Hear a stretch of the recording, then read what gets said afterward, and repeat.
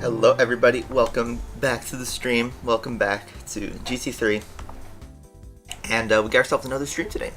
I had some audio sync issues last time, and I think they're patched up. Let me know if the camera is synced to my microphone, because last week it was off by just a little bit, and that kind of bothered me when I was editing the videos for next week.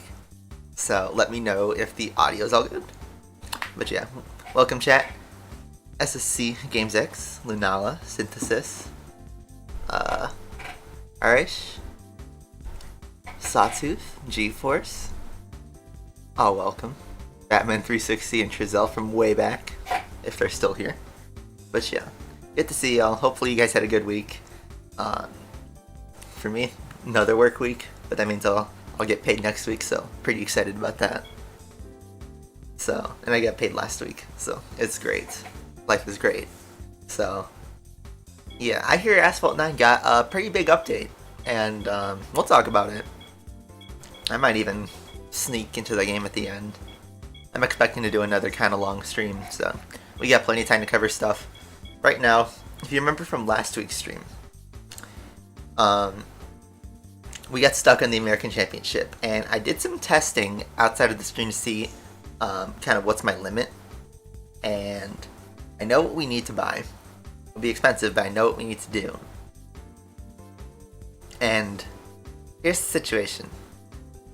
The AI bumps up in difficulty on the 4th and 5th race, so the C5R is impossible to beat with a road car pretty much on the last races, so you need to basically win the first 3, and you can do that.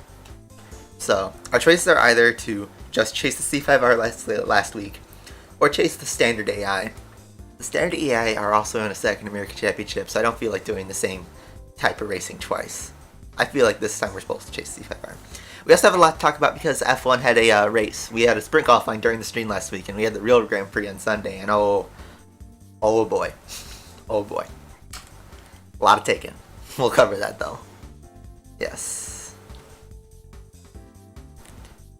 Yes, I'm aware of what was added to Asphalt 9.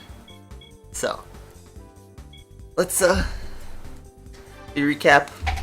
I tried the Corvette C4. I also tried the Corvette C5. That worked. I tried the Viper. It was a little tough to drive. Then I tried maxing out the Camaro SS. And I found the best was either of the two Corvettes. So I think we'll do the C4, like usual. So, let's start the timer and get into our playthrough. Let's go.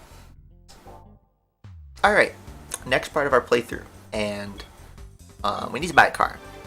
Because even though we have some cars that are eligible, and there's technically no limits in this series, in the spirit of the opponents, we're going to buy a Corvette Grand Sport. Good old C4, send-off. Something I didn't appreciate as much as a kid, but looking back, it's a really cool car.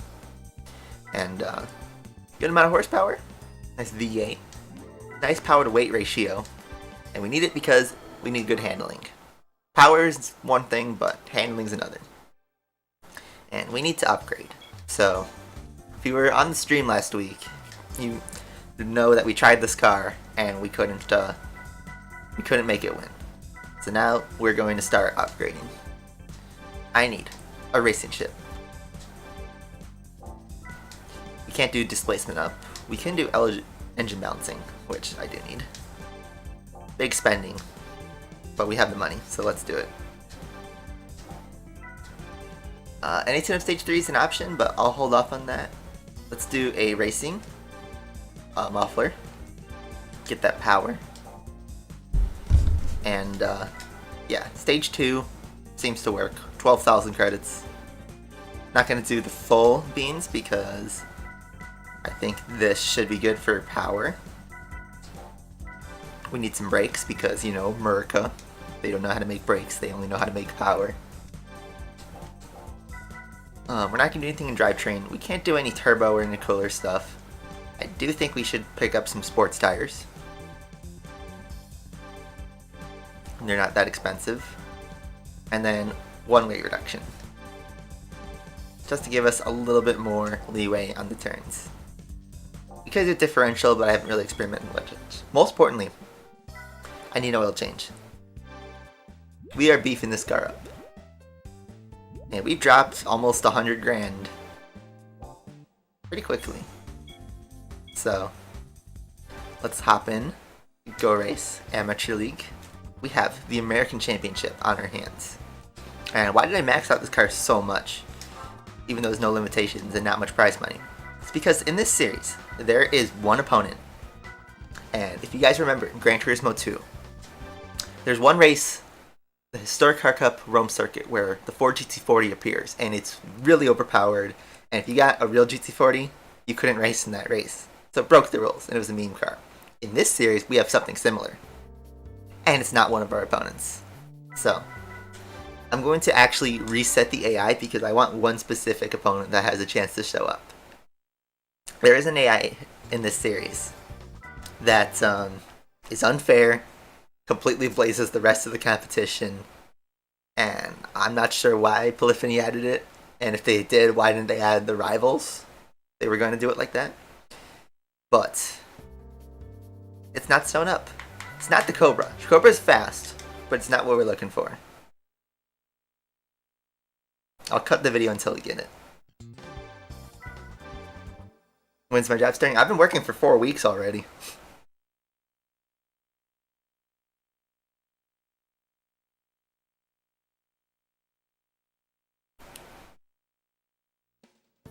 Still not here. The game's really trolling me. They're like, hey, don't race that. You got power, just take it. But no, I want this challenge. I want the challenging AI. We're just doing a lot of AI refreshes. The days are going to be going up, up, up.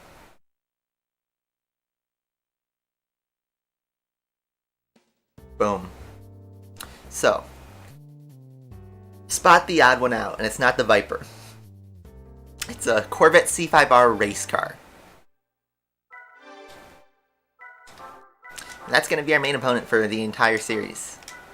Not the Shelby Cobra. We have 607 horsepower. Let's go. So, if you remember last week we tried to beat the C5R and we just couldn't. People don't really talk about this challenge because it's no limits. You could just come in with a Formula 1 car and just absolutely blaze the competition, but if you try to go in the spirit of the series, you can't just turn up with any of the other AI cars and meet them. If you tuned it like these regular muscle cars, you know, you'd have a good time, but you play second every time. There's no way you're catching the C5R without heavy upgrades. The other thing about this is the Amateur League, which uses rubber banding. And rubber banding can be kind of tricky in this series. Because sometimes the C5R will slow down, just enough to like keep up and have the pack stay nearby. And likewise the pack will speed up just to keep up behind you.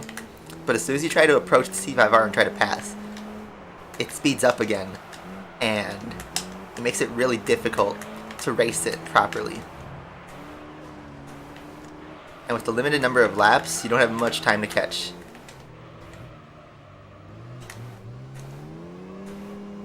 And also putting a lot of power into a muscle car is kind of tricky to drive. It's not the worst thing in the world, and this is why I picked the C4s, because it's lightweight to begin with. It's the best handling car out of the ones I've tested. And with our brakes, we can do stuff with the C5R.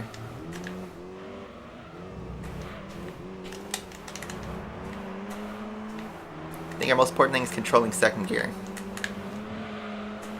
And not hitting the wall like that.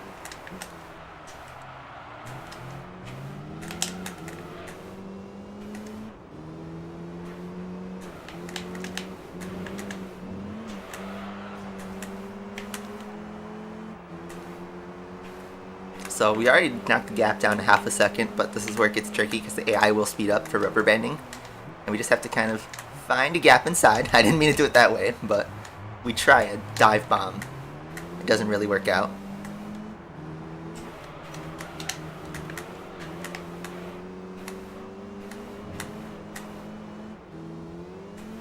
And even under full power, the C5R is just quick. Yeah, let's try and send it upside in the A7 corner. Sorry if I'm not reading chat. I'm trying to focus on the race a little bit, so sorry if I missed your messages.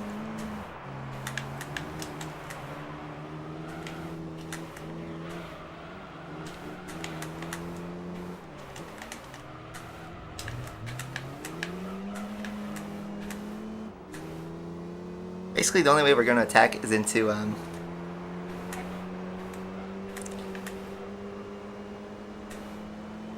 to this section and the first corner. C5R breaks really early here, and then he overcooks it. Meanwhile, I overcook it on the throttle. I'm driving kind of crappily, but this is now the rubber banding picking up, and how he's pulled the whole second. Because objectively, the C5R is faster, even with our upgrades. Then he slows down a bit. He's also slow into the chicane, and even though it's an invisible wall you gotta watch out for. You get a good exit, you get a good run on him. So we've actually lost a little of the time relative on that lap, even though obviously our lap was faster. He breaks so early into this corner though. Whoa, and then he just sneaks me on the inside on the cutback. Let's try and get a run on him on this. We made the pass, but can we hold him? AI don't do smart blocking. They go right into you. We got a hold in this corner. He breaks early. Thanks for the bump.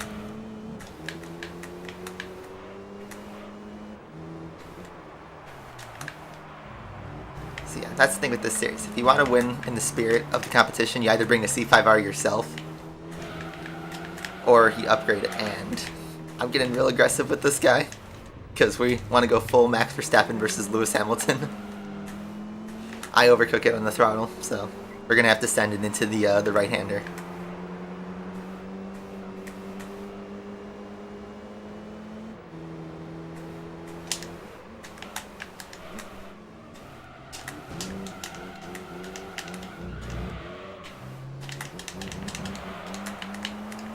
Using third gear to control. Actually make that corner.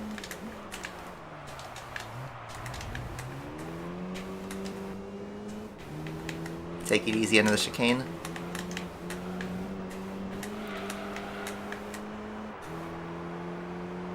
Look at that. Race 1, first blood goes to us. And of course we pull a 2-second gap at the end. But look at how far back the AI are. They all kind of go in a, one little group. You don't worry about that. It's the C5R. That's the big thing. So let's catch up on chat while we're waiting. Yeah, we'll pull 20 seconds off on the other AI, but the C5R is going to be a real AI. New GT game coming out? Really? I thought it was supposed to be 2022. Unless there's a trailer or something I don't know about.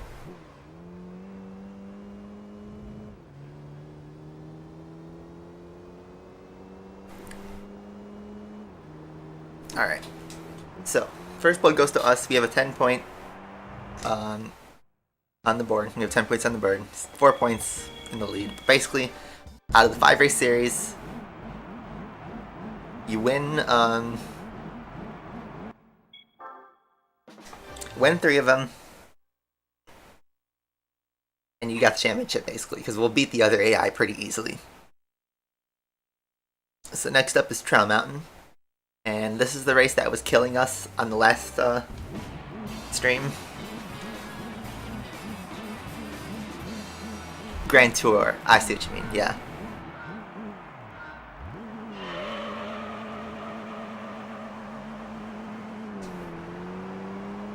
We use the reverse shift just to get a little bit better of a launch.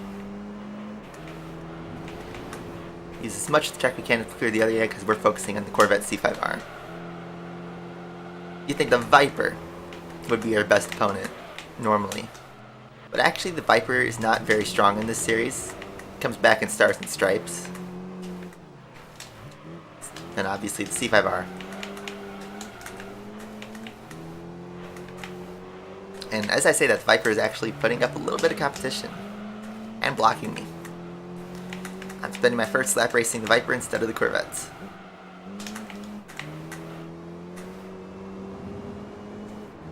So 2 seconds. We gotta close. I think the AI is slow on this final sector though.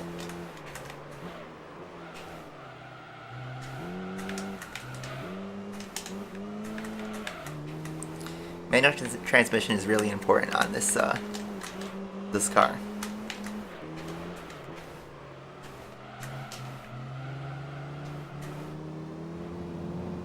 close it to 1.3.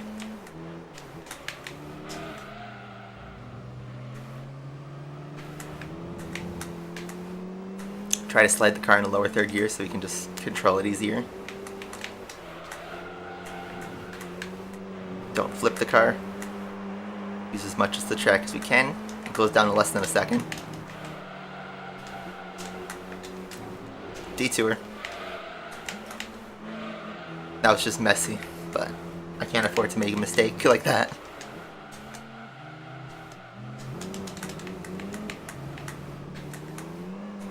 And look, he's pulling so much time in the corners.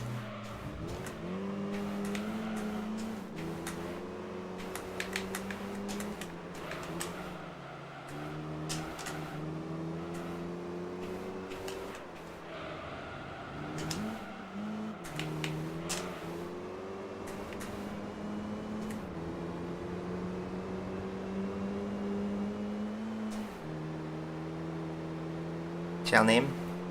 Yes, there's the SSC in it.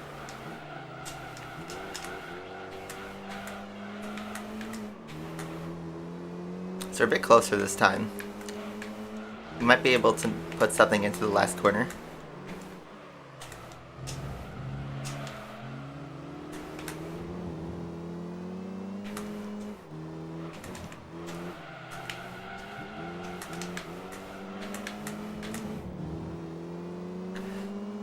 One more lap.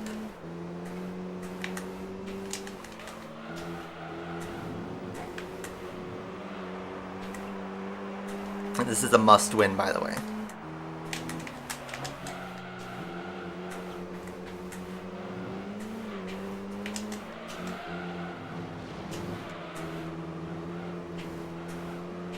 Down the inside.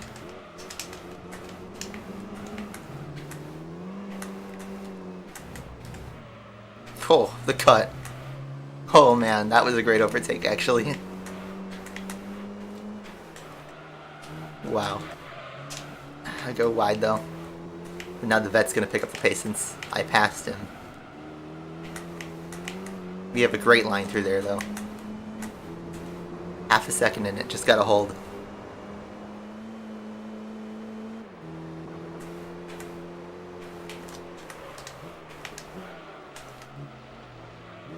Whoa. Put me in a mistake. Oh man.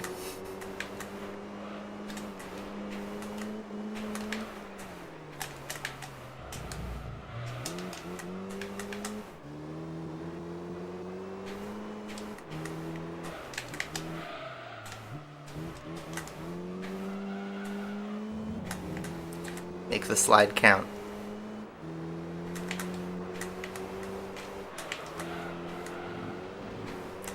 Race 2 is gonna go to us. Man, this is tough. Sorry if I'm not reading chat, but this is just tough. And yeah, the Vipers basically Lando Norris, just controlling the midfield, but can't race at the top. We're basically Verstappen and Hamilton.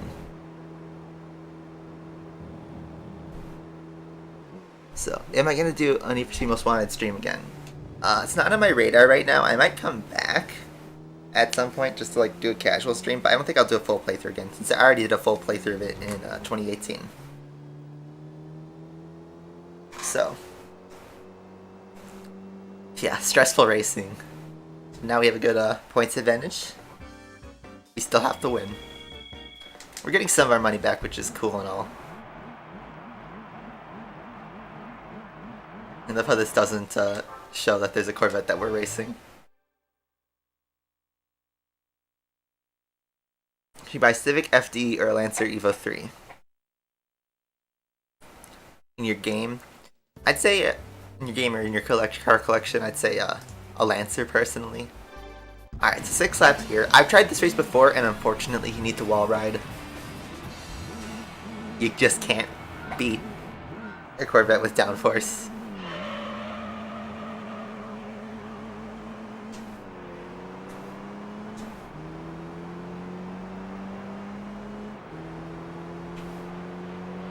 We don't have any downforce ourselves. In fact, the power kind of hurts us in a way.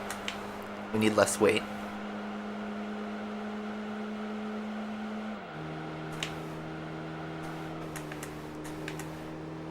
but I'll show you what I mean. C5R is so overpowered. Yeah, this is basically Gran Turismo 3's version of the GT40 on Rome Circuit. Okay, so I had an awful lap 1, but basically gonna be 5 laps of this.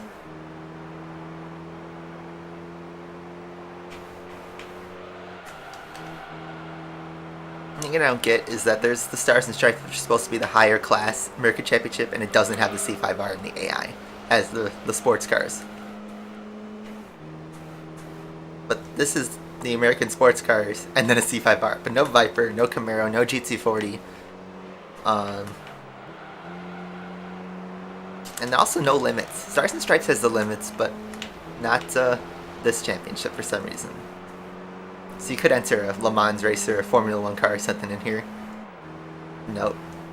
Rome Circuit is an infamous track. It's in this game and Gran Turismo 2. But in Gran Turismo 2 there's one race, the Historic Car Cup, Rome Circuit, where there's a Ford GT40 that appears in the AI, even though you're only limited to like 290 horsepower. So yeah. Basically, the C5R is going to hold this gap to the end of the race, so we have to do this, unfortunately. Sorry for anyone watching the VOD who's mad at this, but this is quite literally the only way to win this series like this, so we can get into Slipstream. Corner 1 we could take cleanly.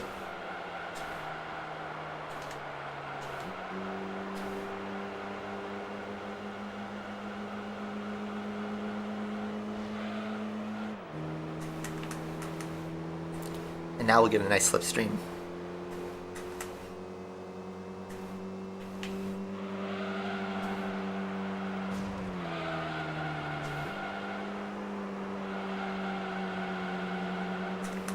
And look how close we are now. Half a second.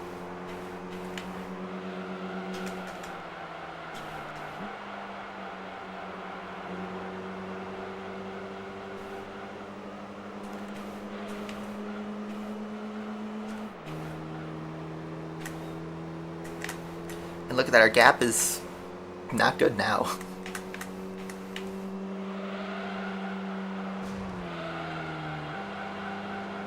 We briefly sneak into first place, but can't do anything about this.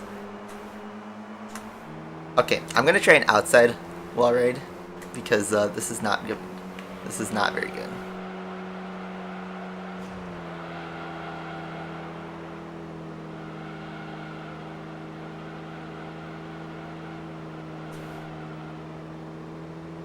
Uh-oh. I'm gonna have to punt him. I'm gonna punt him.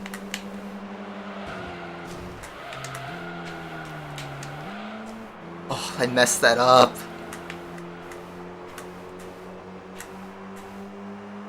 Come on. Oh no, this is not good. This is not good. I can't buy the C5R. It's 1 million credits. Uh-oh. Uh-oh. Big uh-oh. I should have saved the game before this race. Uh-oh, we're vulnerable now. So the AI pick up on difficulty in the last 2 races, and okay, new plan. We need to qualify for this next race and like take out the C5R. We need to go Lewis Hamilton Cop's Corner on this guy.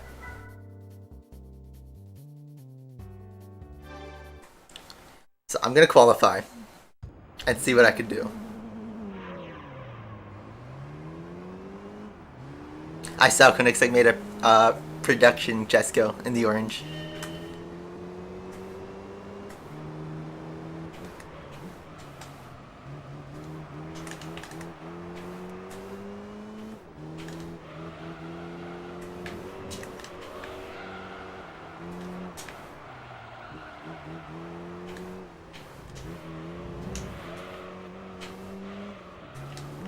There's no pay to win mechanic in this game.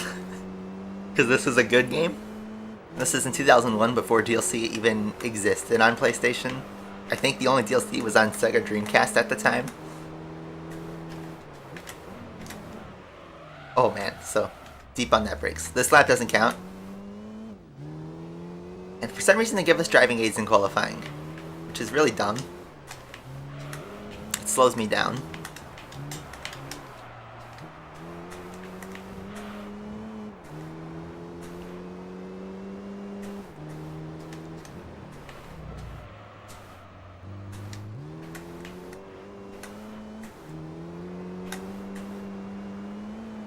Ooh, big jump.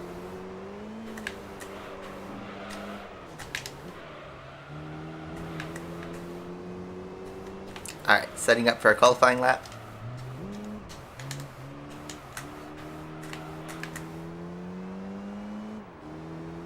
Yeah, it's a little bit far back, so I got space.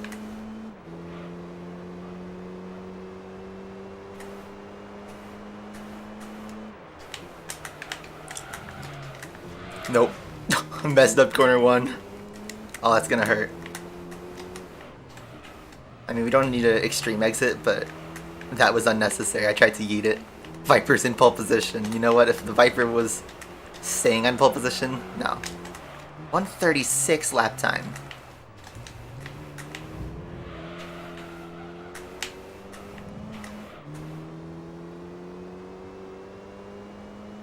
I don't think we're gonna beat 136.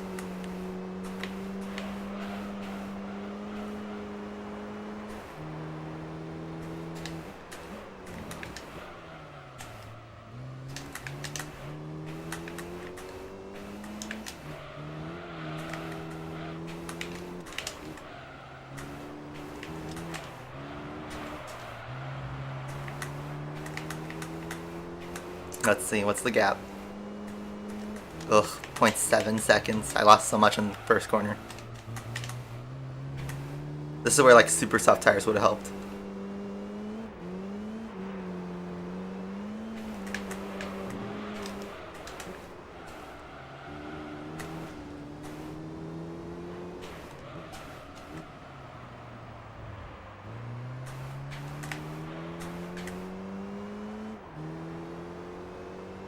Around the final corner. Our time is not going to be pole position, I don't think. 36. P2.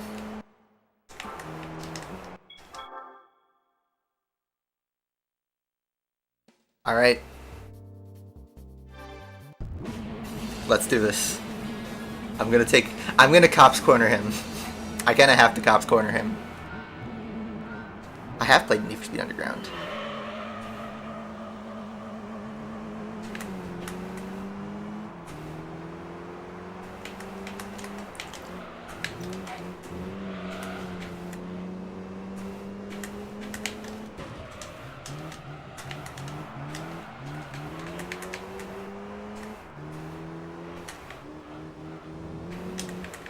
Oh my god, he's such a bully. The AI pickup on this race. Oh my god, he spun. Look at him go.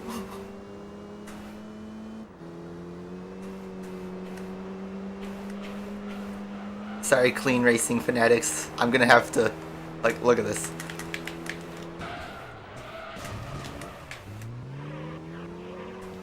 I have to like bully him because he's gonna just blaze past.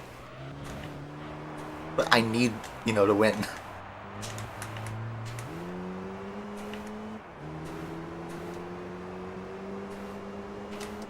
I can't find a corner where I can like terminally take him out.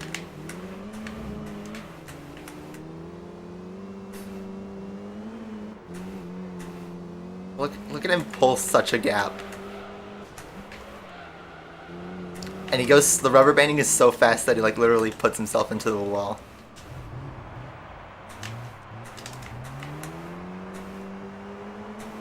Look at him though. Look how fast he is. I can hold one lap.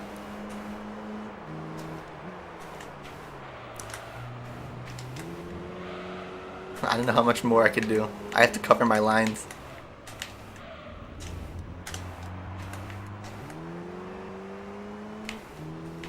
Sorry if I'm not reading chat, guys, but like I really have to focus on this. Oh my god, he goes so aggressive on this corner.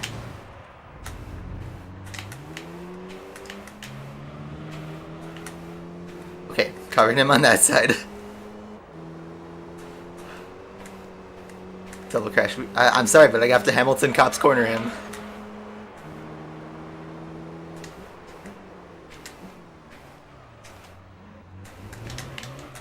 Do not punt me in second gear. No downforce.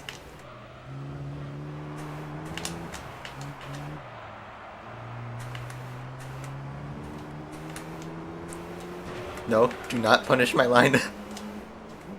I'll have to let him go. And then immediately fight back.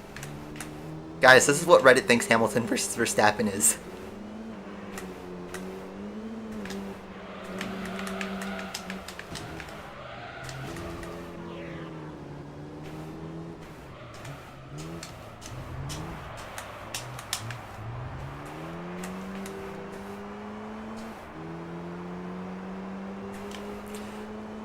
One lap to go, guys.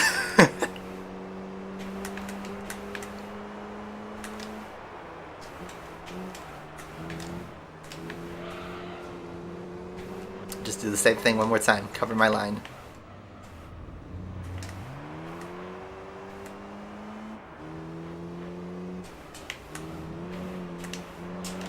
Oh my god.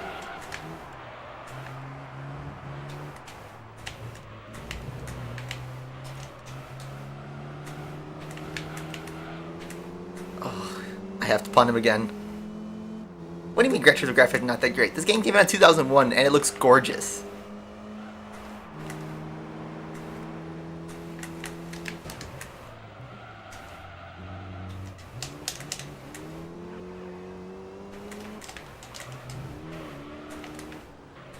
Now, Christian Horner, take notes, because I am driving fair and balanced, and I'm not hospitalizing my rival.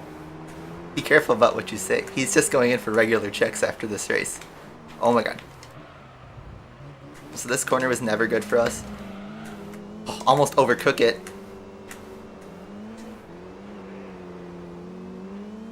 You know what we gotta do.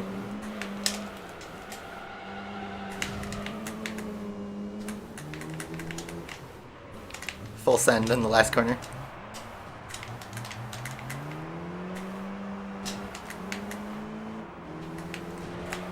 Oh! Leclerc at Monza 2019. Oh! That was so stupid. That was terrible. This wouldn't... Man.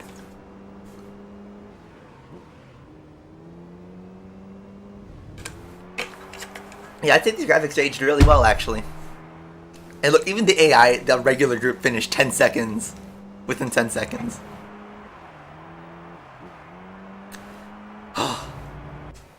Okay. Now we can breathe.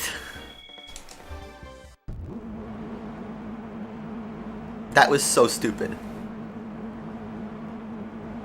That's a good thumbnail shot, though. I am saving that.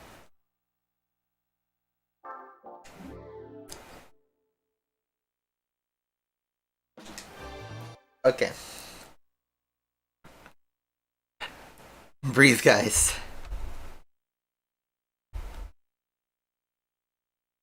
Yeah, we're playing ping pong. Guys, fair and balanced racing.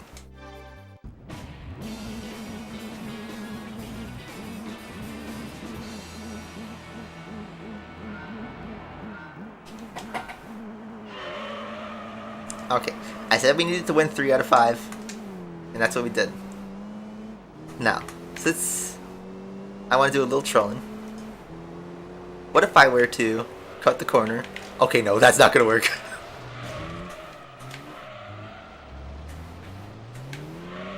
Alright, guys.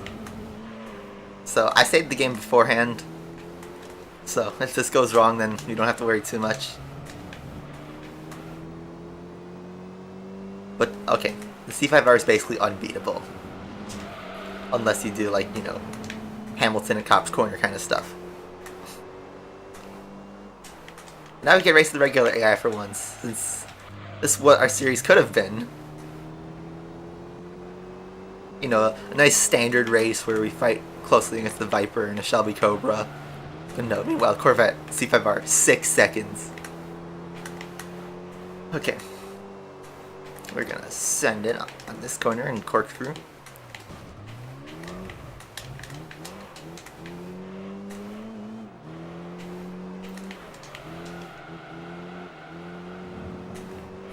Eight seconds, look at that. And that was not because like I drove poorly. This guy pulled 3 seconds in one sector.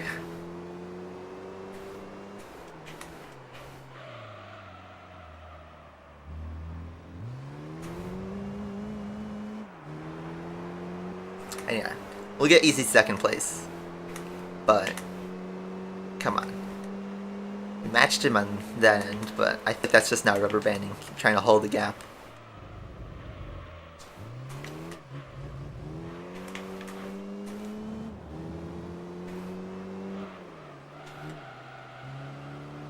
Yeah, it's the 99 Viper, not the 97. But yeah, Doug DeMuro had a blue Viper with white stripes. My favorite color combo of the Viper.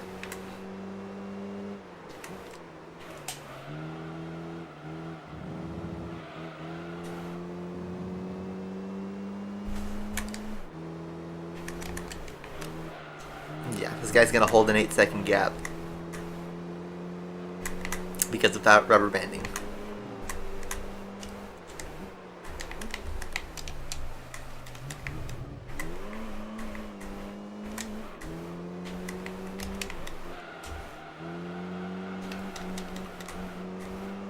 Ten seconds. He's just so fast in the corkscrew.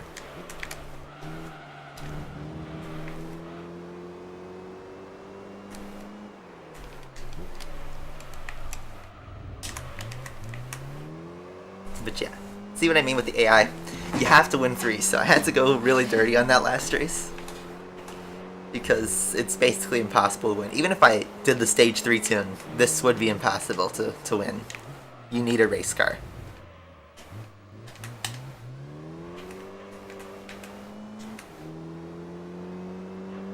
Maybe the GT40 could win, but I'm not even sure about that. The GT40 race car probably could though.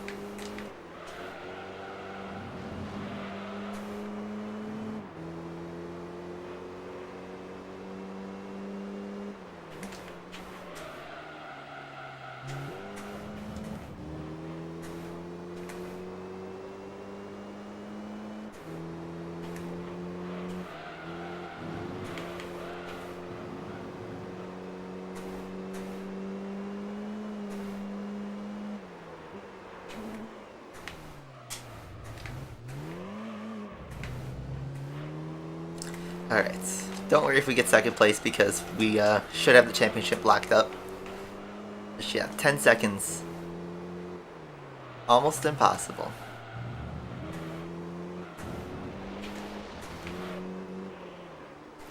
We can make a couple little mistakes. We're clear of the other AI. C4, he did its job. Thank you for your service. Oh man, that was a ride, wasn't it? And the Camaro actually pulled together. I think this would have been an interesting championship with the regular AI, but you know, life can't be that easy. Anyway, we win the championship with 42 points to 38. 4 points in it, which is the difference between first and second place. So we would have lost. So we needed to get that third race win. I really screwed myself on Super Speedway. So, let's see what we get. We get a trophy, obviously, but what's our money? 20,000 credits? Not too bad. That's like right where we bought the C4. So we basically keep a car in it. What's our prize going to be, though? This is the important part. I see a race car.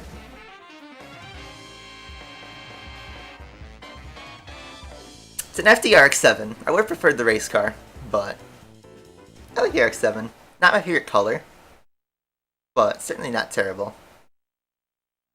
Why is there a Japanese car as the prize car in American Championship, though? Okay. So, there we go. We won the series. Yay, we won an RX-7. It's Type RS. We could use this later down the line, though. Maybe the FR challenge or something. It's gold metallic. But yes. No race car. But here's our game status. 77% win ratio, 29%. And that's the end of the segment. Oh. So. Hello, Frederick. Yeah, it's still a great car. It's not the worst thing I could get. Let's save it.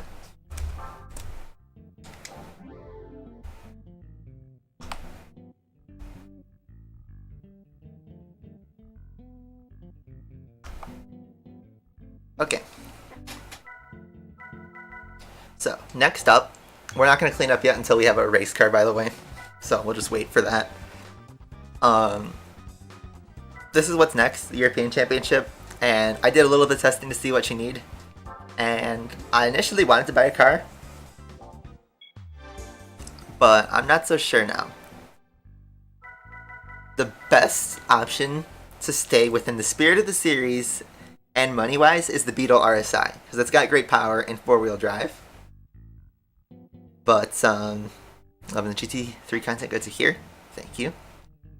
But here's the thing. I initially wanted to take the Elise 190. But, not the Lister, the Lister Fister. The Elise 190 was, I thought, going to be a great car, because it's lightweight, you can put power in it, but you can't actually upgrade this car very much. So, all the other Lotuses are really expensive. Even though we can afford it, they're pricey. So there's that. TBR could have the Griffith, but it's also pricey. You need to put power into it. The Renault Clio I thought of. And then of course there's the Audi TTs and the Mercedes that we have. Opel Speedster was another thought. But I'm going to take a peek at him real quick. Since we already saved, we can reload to see what the power's like.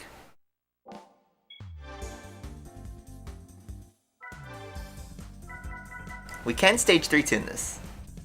276 horsepower. Oop, not tires. We can't turbo though. It is lightweight though. But basically we're going to need to whip up the upgrades.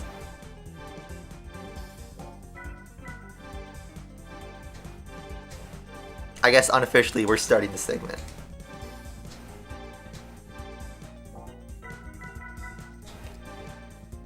Give yourself some muffler.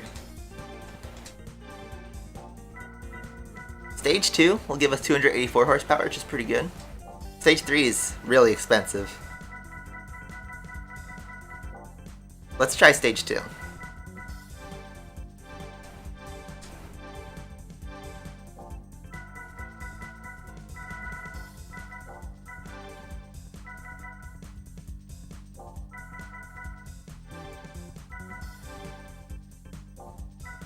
Let's get tires.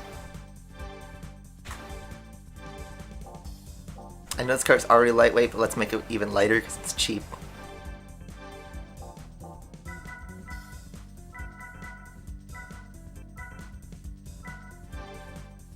Yeah, let's get the brakes.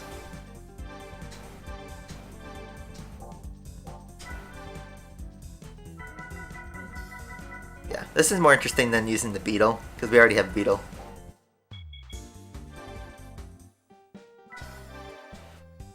And let's give her oil change. Orange Opel Speedster. Always gotta do that oil change. So our next series is the European Championship.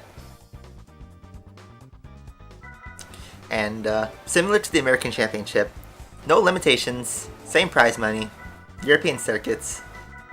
And the AI are also an issue because not because there's like one opponent that stands out. There's actually multiple opponents that are going to be really difficult. And I'll tell you, if we get one, the Elise 190. The Elise 190, the Speedster, and the Zonde C12 are possible opponents. And they all kind of do the same performance. Thankfully, we don't have any duplicate opponents, so 298 horsepower. Let me just double check that we have everything we need.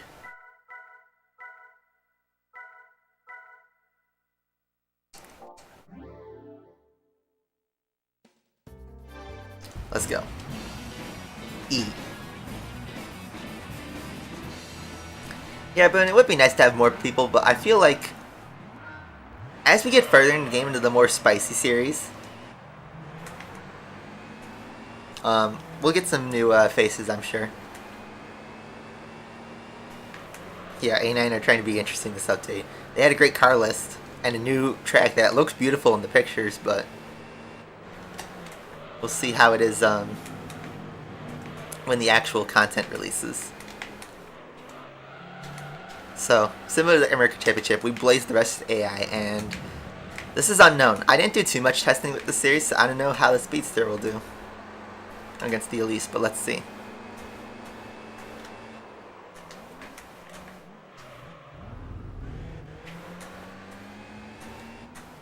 Looks like we can at least go side by side with him without punting.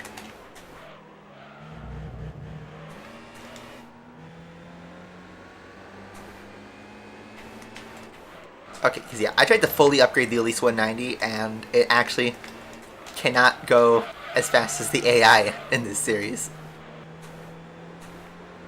Yeah, mini car, mini roadster versus another mini roadster.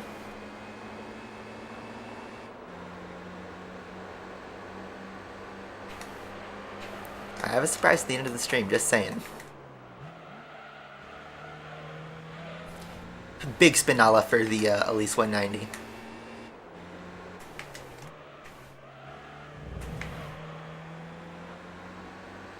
You know what? I think this will be a fun series. This won't be painful, I don't think. Famous last words.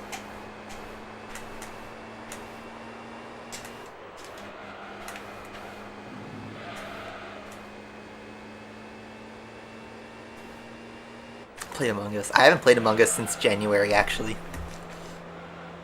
The views been dropping since Asphalt 9. Yeah, that's fully expected, to be honest. You know, something that I'm thankful for is that I do have you guys who are sticking with it.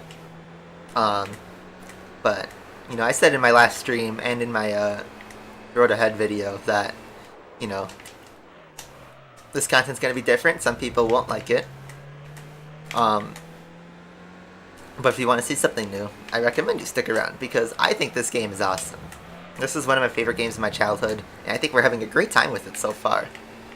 It gives us a good enough challenge to keep things interesting, and the way I'm doing the playthrough, where we're doing everything that's limited to our license, it makes it balanced so that I have to watch my money. I have to be careful with the cars.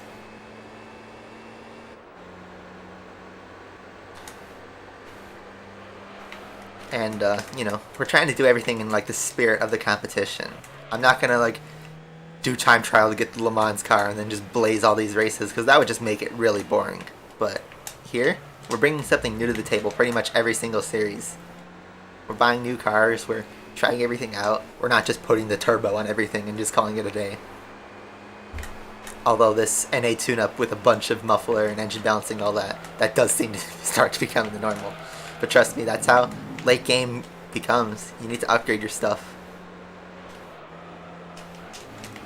And this is GT3. We didn't have the most extreme variety of upgrades. I think actually GT2 had more upgrades in this game. A lot of people like to compare Gran Turismo 3 to Gran Turismo 1. As in it had a, you know, nice, diverse, but kind of limited car list. Interesting tracks. Kind of simple system, although this game had much more content than GT1. And then people compared GT2 to GT4, where it had a absolutely massive car list, buttloads of things to do, a lot of good moments, a lot of bad moments, a lot of hard challenges. You know, you have your GT40 Rome circuits, you have your IA-15s.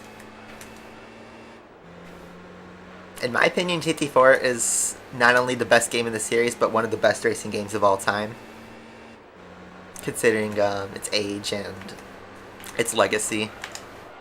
But I'd say all of the first 4 Gran Turismos were basically the trendsetter. They were the gold standard. All 4 of them. GT5 where things get a little shaky because Forza by then was a force to be reckoned with. Back when GT3 came out, Forza wasn't even a thought yet. And Forza 1 was a copycat to GT4 back when that came out. Yeah, A9 is, in my opinion, just a shell.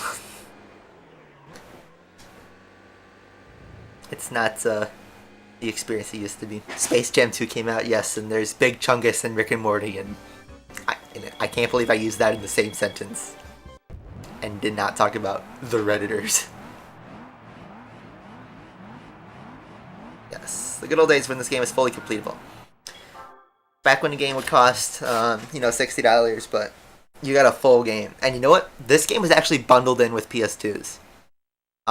So for a lot of people, this game came with the system and it was free. This was a pack-in game. So, think about that. If you just bought a PS2 back in like 2001, 2002, this is the game you got for free. This is, I believe, the second most sold PS2 game, only behind GTA San Andreas. So this is the best-selling GT exclusive. Or PS2 exclusive, sorry. And I also think this is the best-selling GT game, like, period. It sold more than Gran Turismo 1.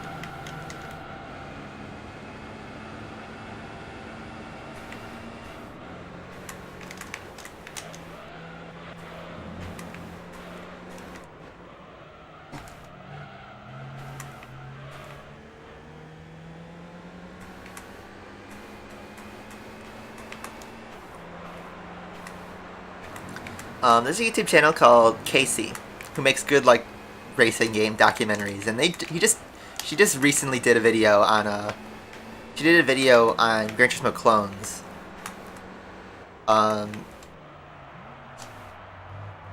Where she compared, everything that released in the early to mid 2000s to what was the GT game out at the time. And she did a part on Forza 1 and 2. She did a part on Enthusia, and then some of the bad games. I think it was called like Driving Emotion Type S or something, and then R Racing Evolution, which she just recently picked up. But yeah, check out her channel. She has good content.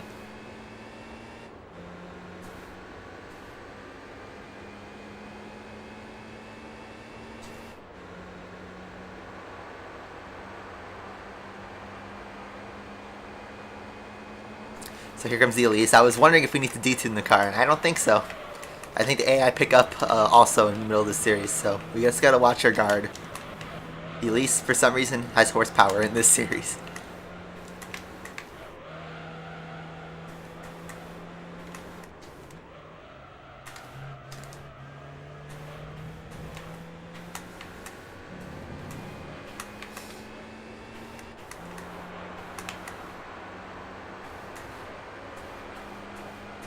Yeah, my first Gran Turismo game was Gran Turismo 2, but that was when I was a baby. My parents only got me 3 games, which when I was a baby apparently, which was Need for Speed 3 Hot Pursuit, Spyro the Dragon, and Gran Turismo 2. They say Spyro the Dragon was my first ever video game, and Need for Speed 3 was my first ever racing game.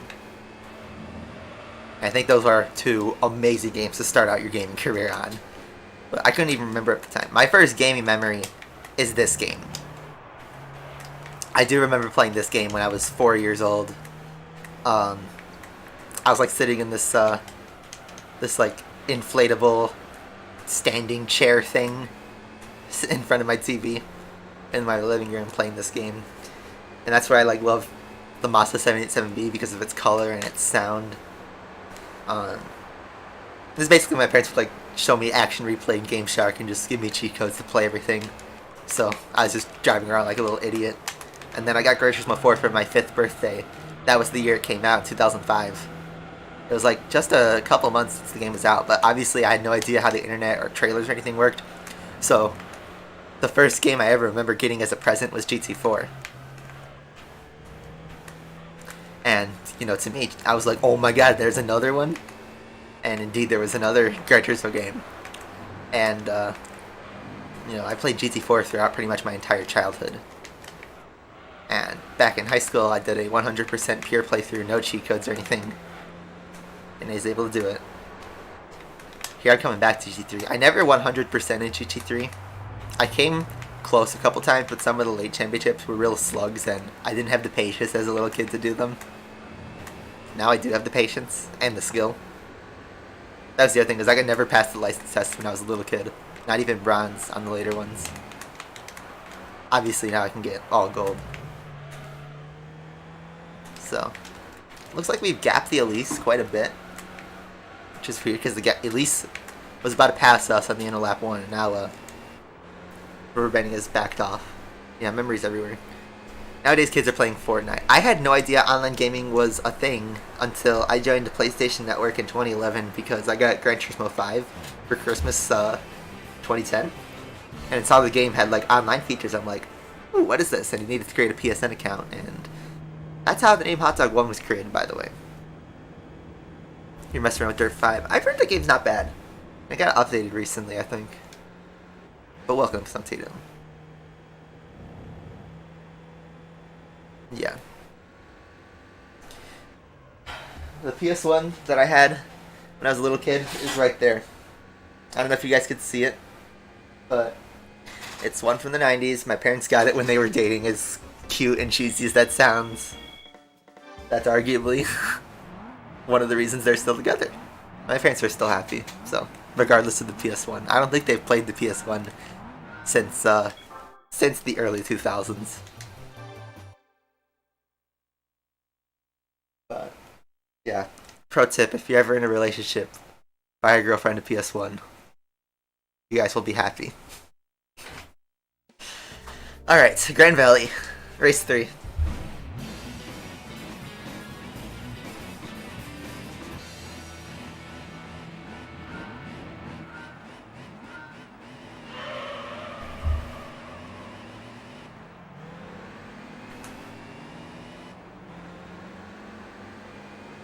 '2000s was the best generation. That's what people always like to look at nostalgically. I'd have to agree with them to some extent. I think there have been some amazing games that have came out in the last 5-10 years, but the gaming industry as a whole, I think, it was interesting because, like, in the early 2000s, your biggest thing was Grand Theft Auto. I just have too much GTA on my mind, I swear. But Grand Theft Auto was the biggest thing because it was so controversial that, you know, GTA had somewhat realistic graphics at the time. Yeah, I played Ratchet and Clank before. I played All for One on the PS3. That was like the only time I've fully played through a game. I have the 2016 game on PS4, the reboot. Haven't played it yet though. And I saw Rift Apart, but I feel like I won't play it until it gets cheap, and then after I played the reboot.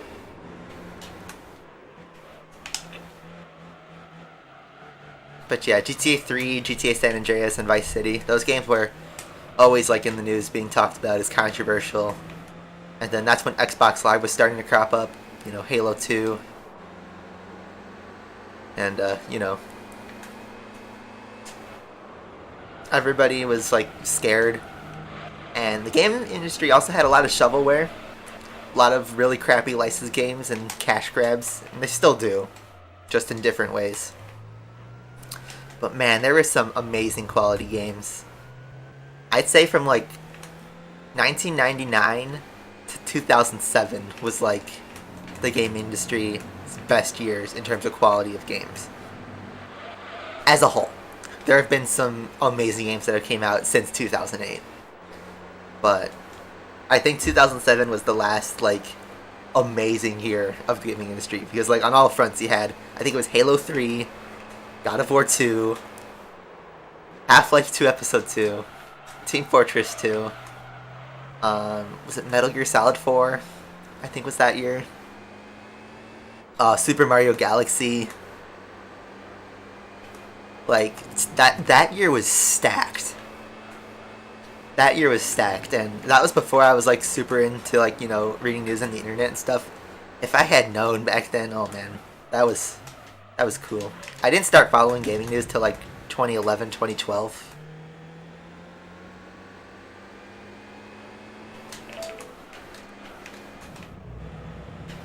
Come on, this car is so weird to handle in some corners. The first Uncharted game came out that year, 2007. I think Forza 3 was 2006, I thought. Need for Speed, I think, had Pro Street in 2007.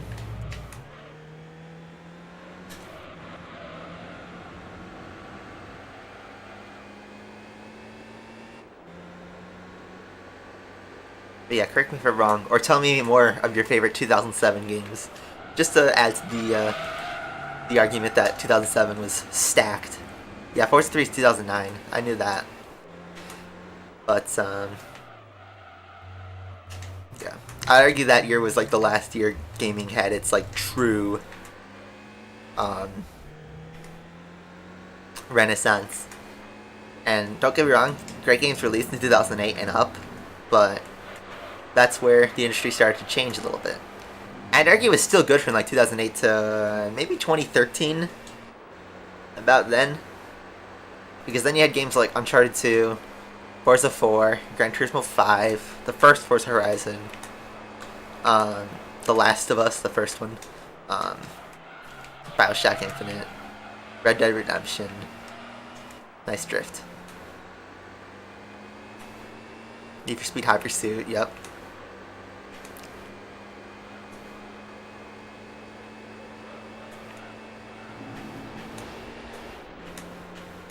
You think Forza 3 was the best? Or, oh, so 1999 to 2009. Yeah. That's a pretty big gap. But I'd agree, 1989, like, the early 90s was stacked.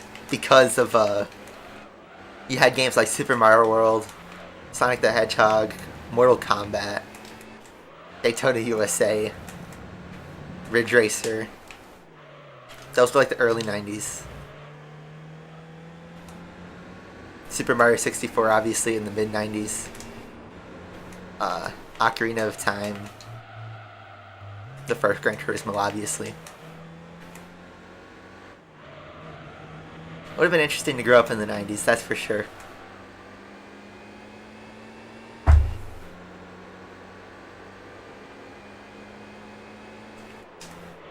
Yeah, Game Loft made a really weird decision by mixing the production and concept versions of the Venom F5, and not really explained why. They should update it, but car might be rushed. I don't know.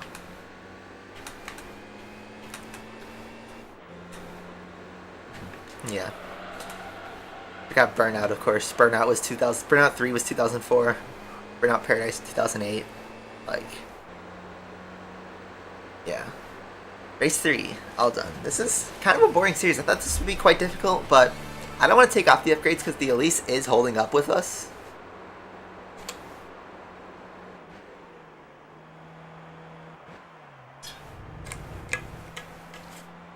Yeah. Thing is, I didn't have the only 90s console I had at the time, and sort of still do, sort of, is the PS1. And on the PS1, my parents mostly just like got me E-rated games and racing games. So, eventually, my dad showed me some of the games he had before I was born, like Metal Gear Solid and Resident Evil, and I still have them. I'm not selling them anytime soon. I don't think I'll ever sell my PS1 games, actually. But yeah.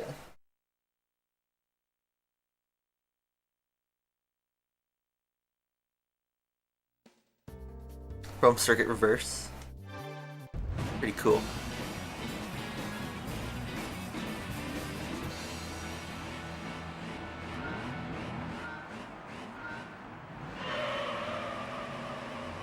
But yeah, they just don't make games like they used to anymore. Everything's now about monetization, and I get it's because development costs have skyrocketed, and gaming industry is, in terms of money, bigger than it's ever been. And you have things like Twitch and YouTube and online reviewers and social media to literally cover every second of it. You know, back then, a game developer could just be silent about a game and just spit it out, and all of a sudden, it's a game that exists. GameStop, EV Games would have it, and that'd be the end of it. So I noticed Elise is faster now. It's done that race 4, race 5 thing where the AI gets tougher. So, you know what? That means we have a challenge now.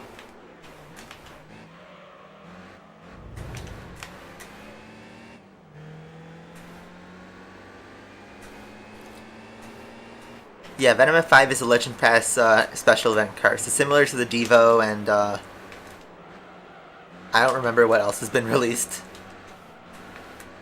The I honestly forgot what were the other Legend Pass cards in the last update, and I was playing the game a little bit when those cards did release.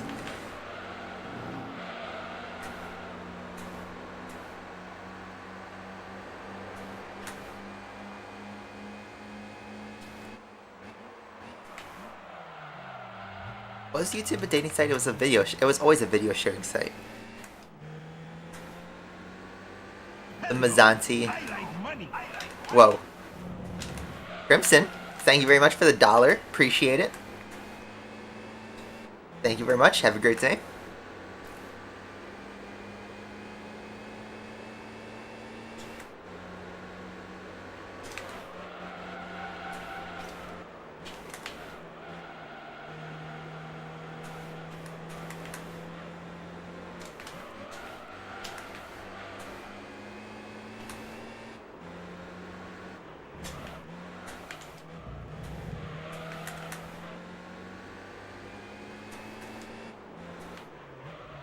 So it looks like rubber banding is a thing again, because this Lotus is holding a gap.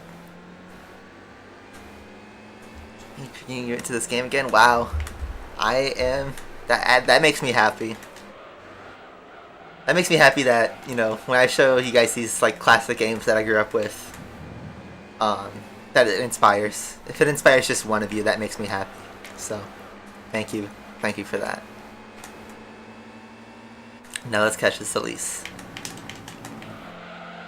Big send, no contact. It's not the final lap, so don't worry about it not being a photo finish. 0.031 in it, with 1 to go. Can we have this in Formula 1? I didn't mean that. But literally, we never have cars going across the finish line side by side anymore. Because of dirty air and all that jazz. Why did I decide to play this game again? Because when I thought to leave Asphalt 9, we need a palate cleanser game. A game that could take my mind off of everything going on in the channel. And I want to switch this channel from a pure Asphalt channel to a gaming community that focuses on racing games. I don't want to be stuck to one game. Racing games are still my favorite genre. They kind of have always been. So I want to play a bunch of racing games. I don't want to switch to a Gran Turismo channel. Even that's what we've been playing for the last 2 months, basically. But it's because it's a long game. I want to, like, you know, go back and play some old games that I grew up with. Old games I've never tried on. New games. Just kind of do a lot more variety. And base it around the community rather than a single game. Because Asphalt, like, really burnt me out, like, in terms of content creation. Like, I mean, some of you guys have been on the channel for a long time, know that I didn't post that many videos in Asphalt 9, especially compared to Asphalt 8. Because honestly, I was burnt out. And I was busy with college university, but I was also super unmotivated. The streams I stuck with, because I liked streaming, and I still love streaming. So, I do that still. But...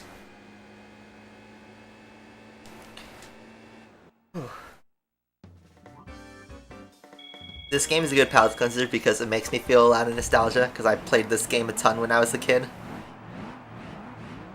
This is a good thumbnail shot. I love this one. We're gonna save the game in case of prize car drama.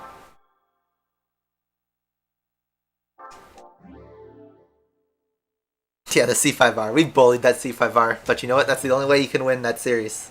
And we got the win. We couldn't win the race car, but maybe we don't deserve it. I don't know. There'll be more opportunities to win race cars. We do need to get one before the IB license, though. Just saying. So, last race is on Monaco. How many cars we got so far? I think like 30-something. We could see how many we have in our garage after this series, in our stats. Grid Legends. I love how Grid Legends was announced like literally a week after F1 2021 came out. And F1 2021 has that breaking point. Which, by the way, it's now a donation goal if you haven't noticed. But I do think we should check it out. The breaking point. I hear it's a pretty short career mode, or the story mode, so we can... whoa, big drift from the Elise and he overcooks it. But, you know, I hear it's pretty short, so that means we could stream it. So, if you guys want to fund that, feel free. I might just pick it up anyway if it goes on sale. But... whoa. I unsettled the car way too much.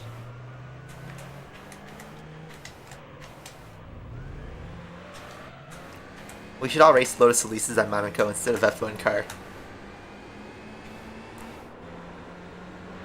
My Twitch is hot_dog1. And also you could see that in the, right below my webcam is my Twitch. He overcooks it going into, is that Mirabeau? I forget the corner name, the chicane.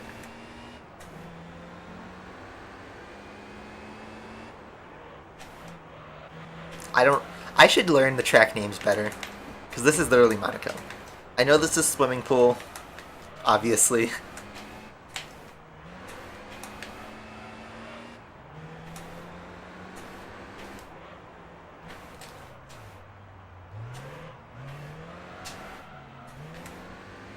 GameStop by GME.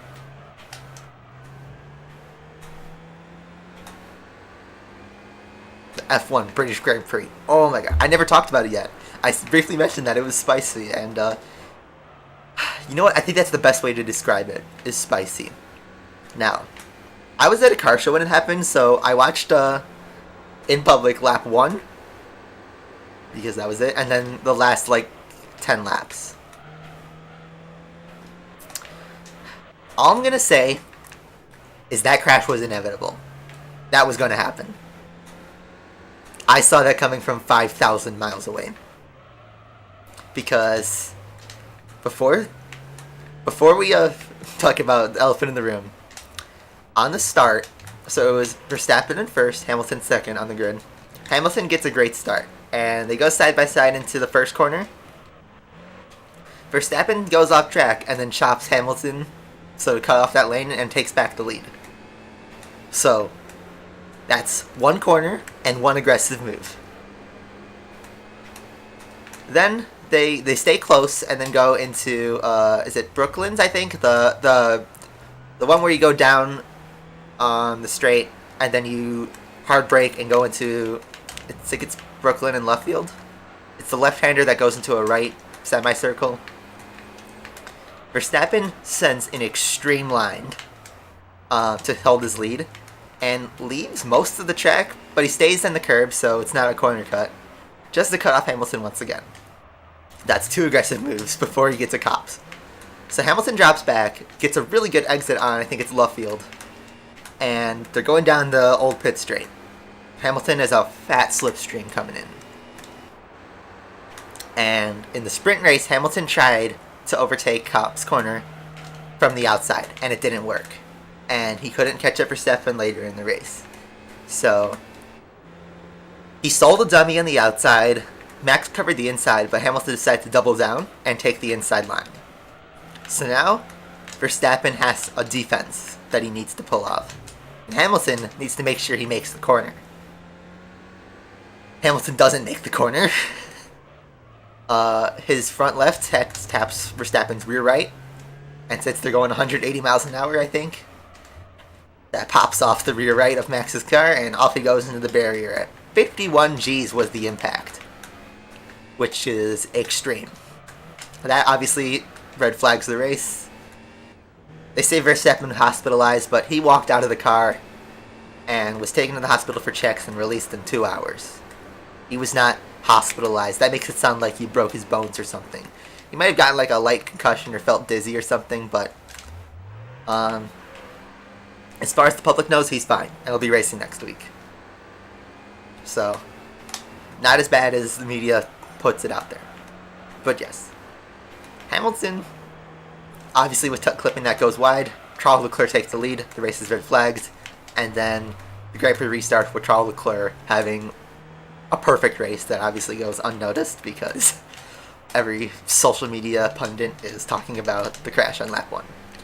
What is my thought? I think it is 60-40 Hamilton's fault. 60% Hamilton, 40% Max. That was avoidable, but it was also inevitable. That crash was going to happen. Hamilton just got lucky that he wasn't taken out himself. But if the race wasn't red flagged, then he probably would have dropped to the back and had damage. But Max unfortunately crashed severe enough to cause a red flag, which probably ironically won Hamilton the race.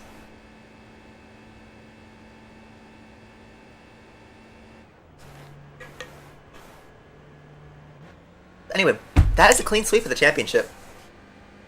We explained in 3 laps British Grand Prix crash. So there you go. That went a lot easier than I thought it was going to be. Back up to 200 grand.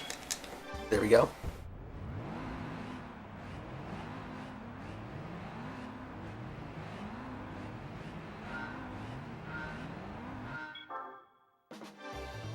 Let's go.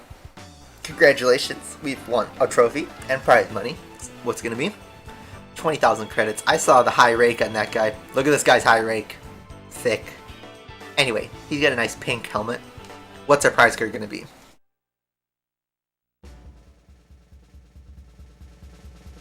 Is that an Elise? Poggers! There we go. I said we needed a race car. It's not the best race car in this game, but it's a race car. It is our best car. So, there we go. Clean sweep. And the perfect prize car. That makes up for not getting a race car in the last one. Gillette Vertigo. 419 horsepower. That's a proper race car. We can move on to the game without money issues. So there you go. Thank you, Opel Speedster. Here's our game status, 30% now, and that's our 38th car, by the way. So whoever wanted that question, we have 38 cars now. There you go. That's the segment.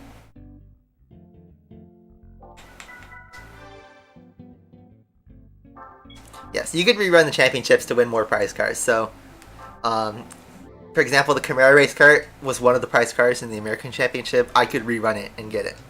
But yes. Vertigo.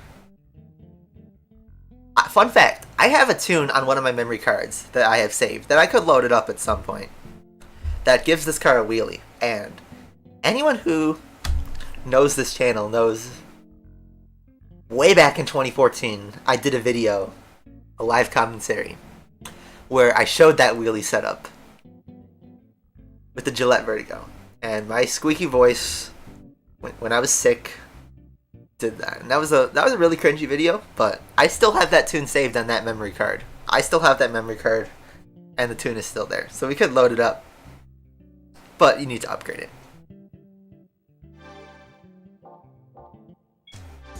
But yeah. Just to show off this car. We're not gonna buy upgrades, but the stage 2 upgrade gives you 724 horsepower. That's the only upgrades. You know, I love that the upgrades are cheap. I love how it says purchased on a racing thing. So, there you go. I think it gives us medium tires. Yeah. We might need to help it.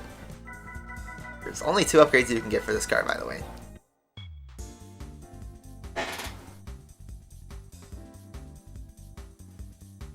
Richard Hamilton's workshop. He had to sell 8 cars. Wow. 724 horsepower. So, okay, we got through that kind of quickly, but we're gonna do some more racing. So, I think we'll do one more event, and then we'll switch to the second part of our stream. So, these 2 series we don't have the license for. We have to wait, but we have a race car now. The hardest part of this playthrough was getting a race car before IB, and now we have a race car before IB. So, just to preview, next up is the drivetrain challenges, and then Stars and Stripes, Boxer Spirit, 80 Sports Car Cup, NA and Turbo, this batch of races, and then more IB races, and then here's Tourist Trophy, and Legend of Silver Arrow, Altezza Cup 2. So, 3 one-make races, 2 is that, what's it called, like, displacement? I forget what it's called, but basically NA or Turbo. Aspiration, that's it. Aspiration. And then our Era series, our Boxer, 80s, and Star Stripes, and then our drivetrain races. So, if this poggers as a meme. You know what? I have the clip feature on this channel. Someone clip that. Someone clip that. I saw James tried the clip feature, but I didn't have time to watch it, but someone clip that. Because I want to see how that works. So, we're going to do FF challenge first, so let me see what we have.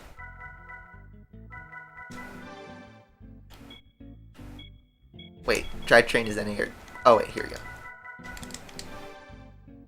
So we're looking for FF cars. So we got the Del Sol, the pink Vitz. Man. Sorry, orange Vitz. We used the pink Vitz before, so... We got quite a bit, actually. We got our Civic that we used firsthand. A Mira. Our Celica. We could hop in the Celica. Our Beetle, which we souped up. Orange Vitz. Mini Cooper, which we're not going to use. Surf Blue.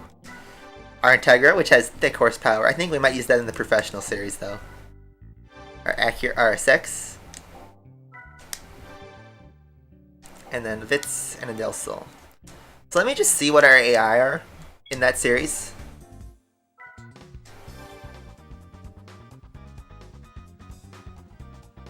Yeah, this is live. This is not a video. This is real time. So let's just see what our AI is going to be, and then I'll decide what we need. Let me do some research too to see what the horsepower is.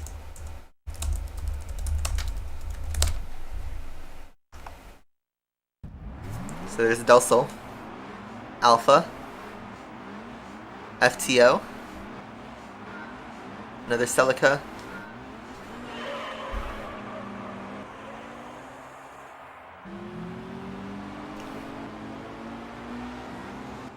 let's use the Celica.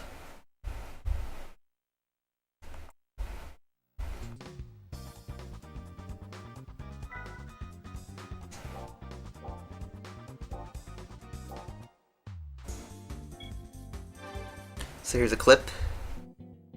You'd most likely be scared of the Alfa Romeo. Let's see.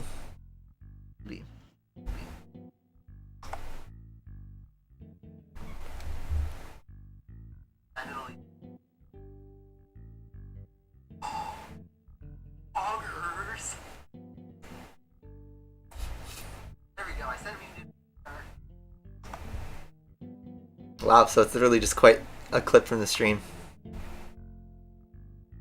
So there's a share clip button and a watch full video. So, Oh, I see. See, it gives you a link, and then you could pop it into like Discord or something. So let me just pop it into the Discord server just to see how this works.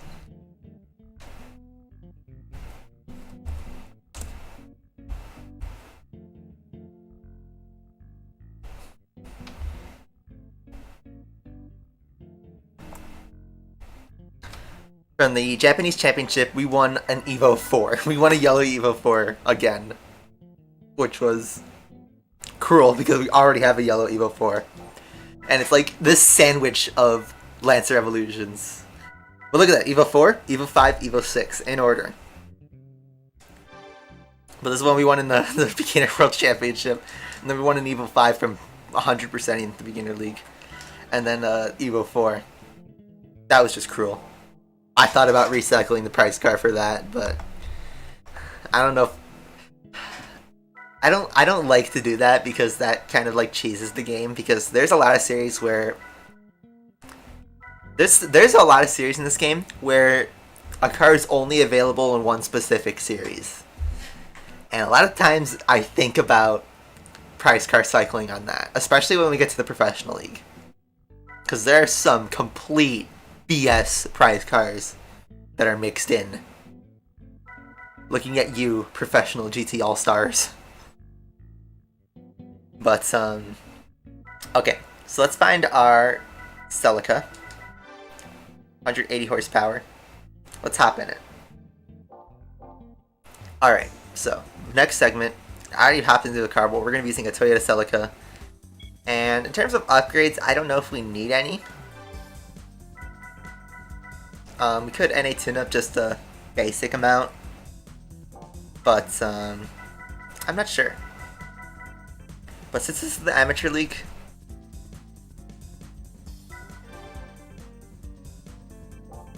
I don't know.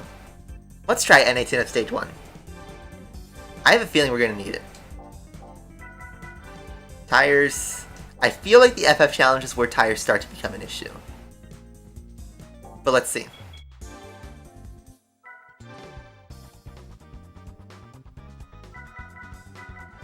FF Challenge limited only to FF cars. Quite simple, just like Beginner League. It's a repeat series, so let's hop into it. I don't think this is our first one. There was an evolution meeting that we did twice already. How much do you get for selling the cars? You get 1/4 of their purchase value, which is pretty crappy. So usually it's better to hold on a car than to sell them, unless like the car you can win pretty easily. Gillette Vertigo, I actually think being one of the best farming cars in this game. Alright, let's see. Okay, so you guys see that icon on the bottom left. Those are our 4 tires.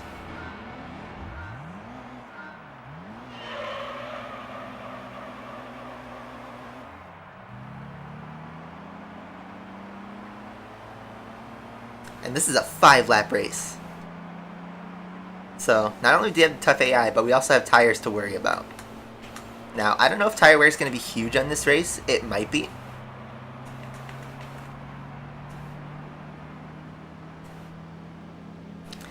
Let me rephrase that. It will be.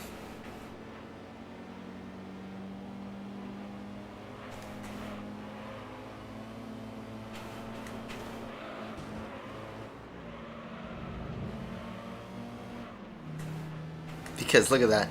So tires could basically be 5 colors in this game. Blue, that's like, you know, full health. Green, which is like 80%. Yellow, which is like 50%. Orange, which is like 20%. And then red is your tires are dead. Lewis Hamilton, Bono, my tires are gone. We haven't made it half a lap and our tire is already lime green.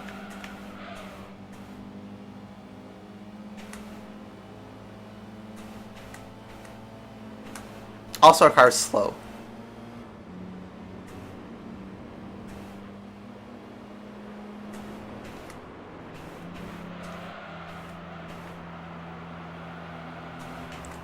Look at that. Our tire is yellow already at the end of lap 1. Or right to front right.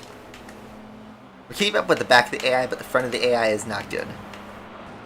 Oh, Civic goes off for a bit.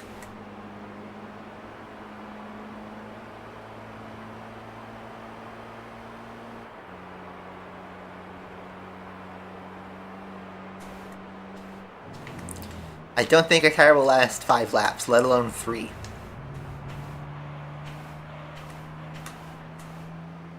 I mean, let's roll with it because the car seems to be reasonably well equipped. Might need to buy tires though.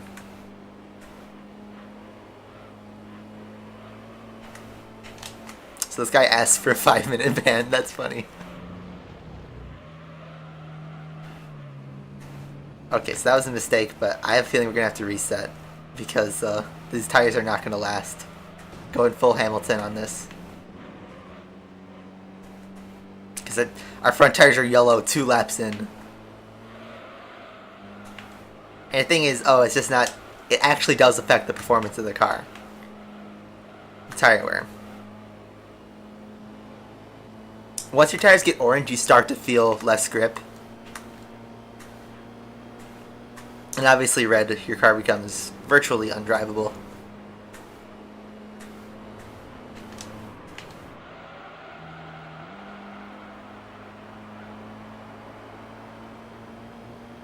Bummer, because this car is like reasonably fast. I think we could actually win with this power, but it's the tires, man.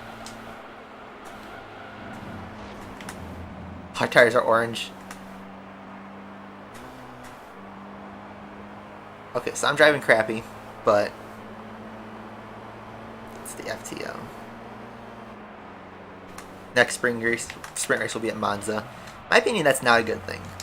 Monza is a speed track, and qualifying should be pole position for the race for Monza. Okay, so yeah, our tire's starting to turn a little orange.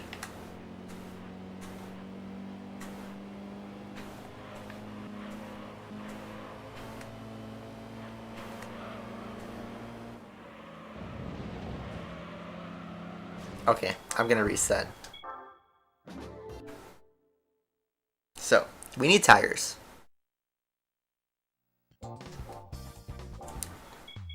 Let's see what our options are. Also need to adjust the engine. I don't want to buy a stage 2, but I might need to upgrade a little bit more, so let's do our cheap upgrades just to get a little bit more power.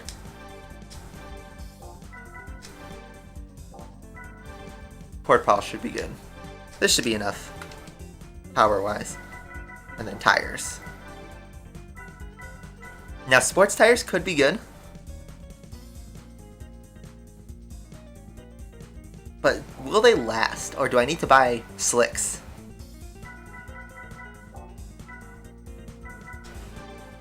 I'm gonna hope sports tires are enough in terms of tire wear. I don't know though. Let's make the car lighter also. That will help tire wear. And give it an oil change.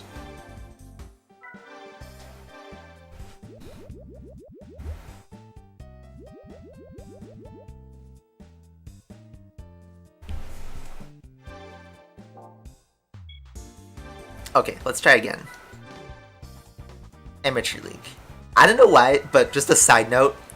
How did the first opening drum line for this song become a meme? I noticed BK4 started putting that in his videos. Where did that come from? Where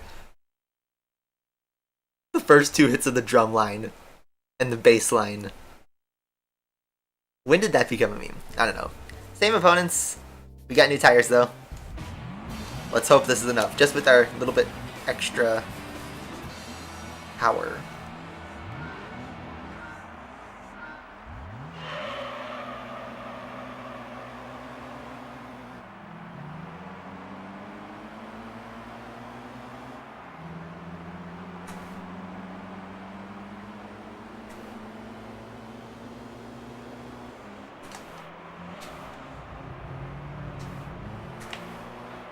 Understeer.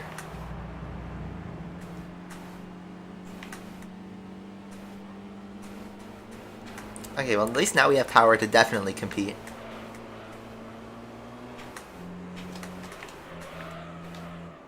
But you see, what I love about this game is that you can make an FF race with slow front-wheel drive cars interesting in this game.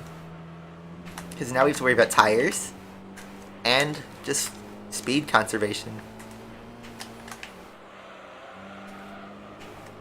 We also have to protect our tires. Okay, so our tires are green.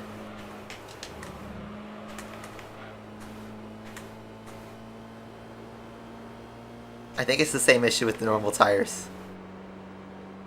Oops.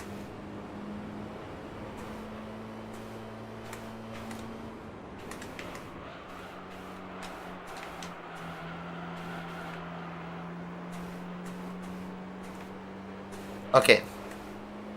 So, new challenge, since we are going to have the lead.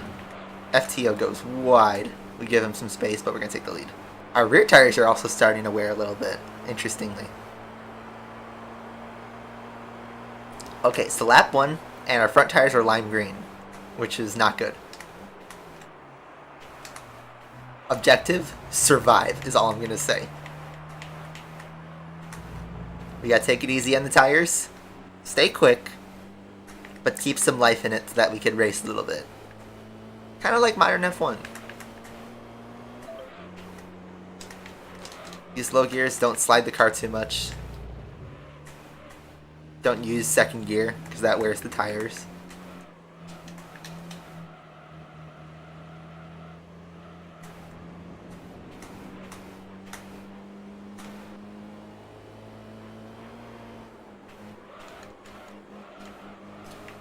Yeah, we'll do this series and then we'll do the second part of our stream.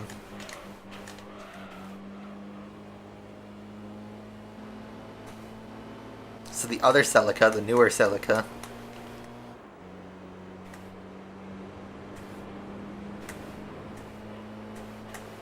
thanks for muting.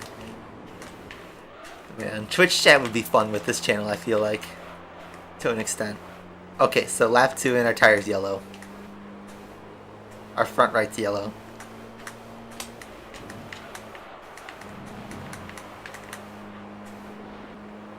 That's not good. That's not good at all. Oh man, do I need to buy slicks?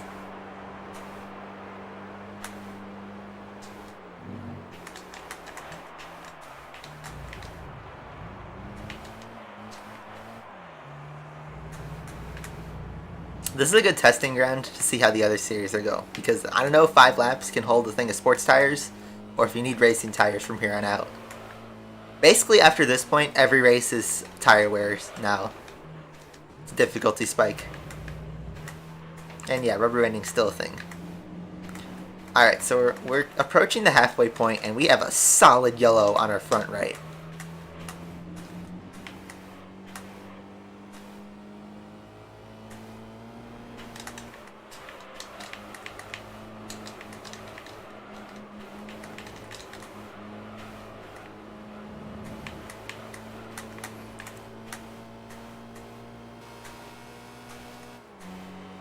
Just stay in slipstream a little bit. Slipstream, in theory, should help our tires, but I don't know if they really do in this game.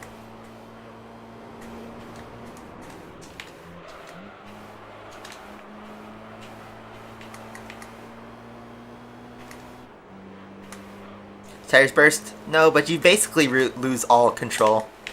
You have no grip. Your car will become really hard to turn, and then it's really easy to spin out. I don't know if it does that in FF car, but for sure you'll have a lot of understeer.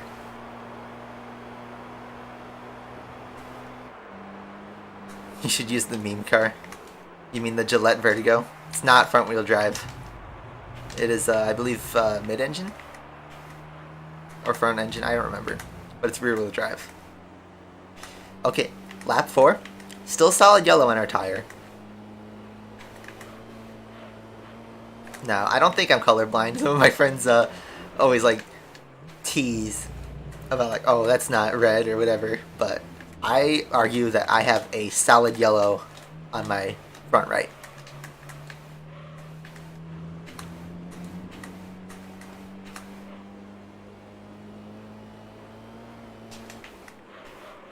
Just protect the tires.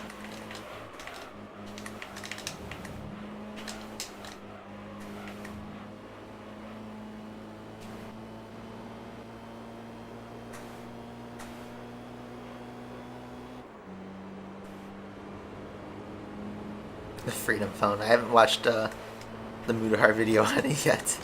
I hear it's a scam though. That was not good for the tires, but I kind of needed a gap because I have no idea how the tires will do in the last lap.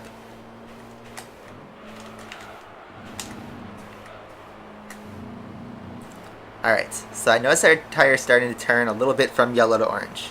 Just a little bit. It's a deep yellow now.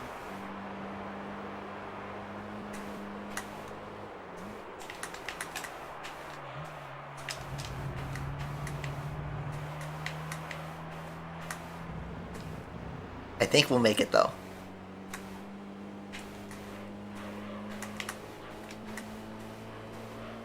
I just need to make sure the AI rubber banding doesn't go too extreme.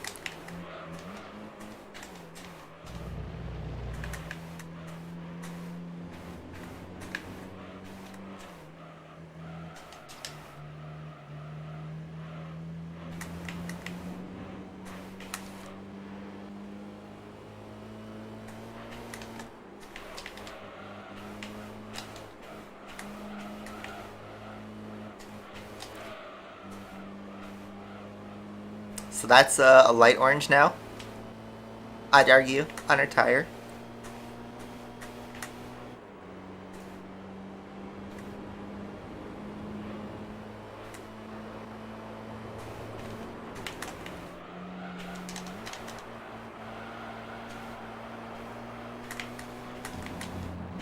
And surprisingly, despite early signs, this car's held up.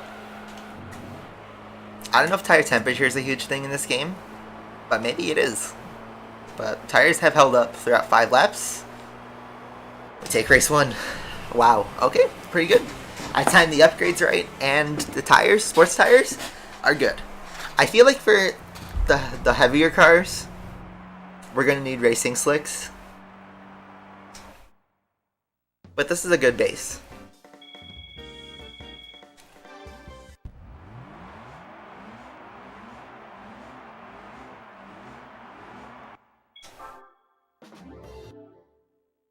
Did I play Gran Turismo, or GTA 5? I keep saying Gran Turismo because that's what I automatically think.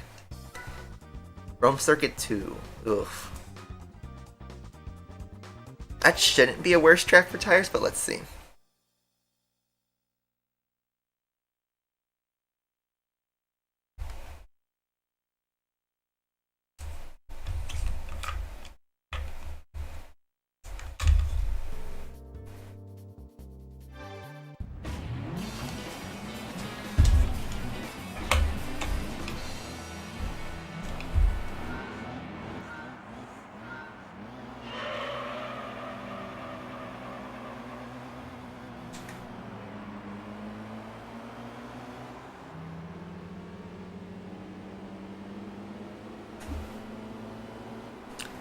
Pretty much the same opponents from last time. And this time I need to be a little bit more careful with my tires, especially early in their life. But there's a lot of spots on this track where you can like take it easy on the tires. I'm not gonna swear anytime soon. So, because I'm professional and my job is aware of my YouTube channel, I can't really swear.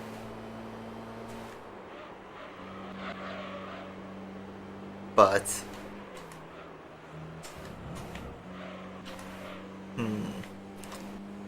I'm not a family-friendly channel, but also I'm not crude. It's not like it was in high school. So, sorry if I'm missing out on that crowd, but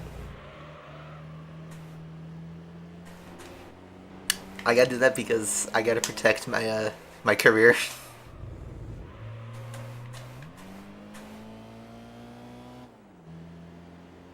Yeah, it's wearing your brains. GT5 isn't as big as GT4 with their car. GT5 has the standard and premium cars, so even though its car list is bigger, it basically just has GT4's car roster. And GT5 actually has about 250 like cars that are, you know, fully built up. The rest are all just imported. So, it's not a bad car list, but I wish they would have tried more. And GT6 had a similar issue.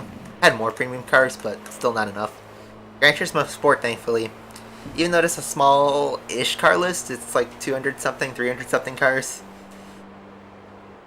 Every car is super detailed, so at least there's that. But I don't know how GT7 will be, if it will be imported cars from GT Sport. How many more cars they're going to do. They still update GT Sport. Okay, so our tires actually seem to be in better shape than they were in the previous race, especially the rears.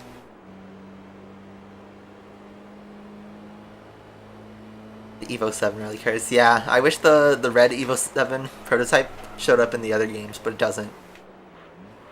Just the super rally car, whatever, that was in GT4, the 2003 car. Whoa, FCO goes deep into that corner. Rubber banding acting up.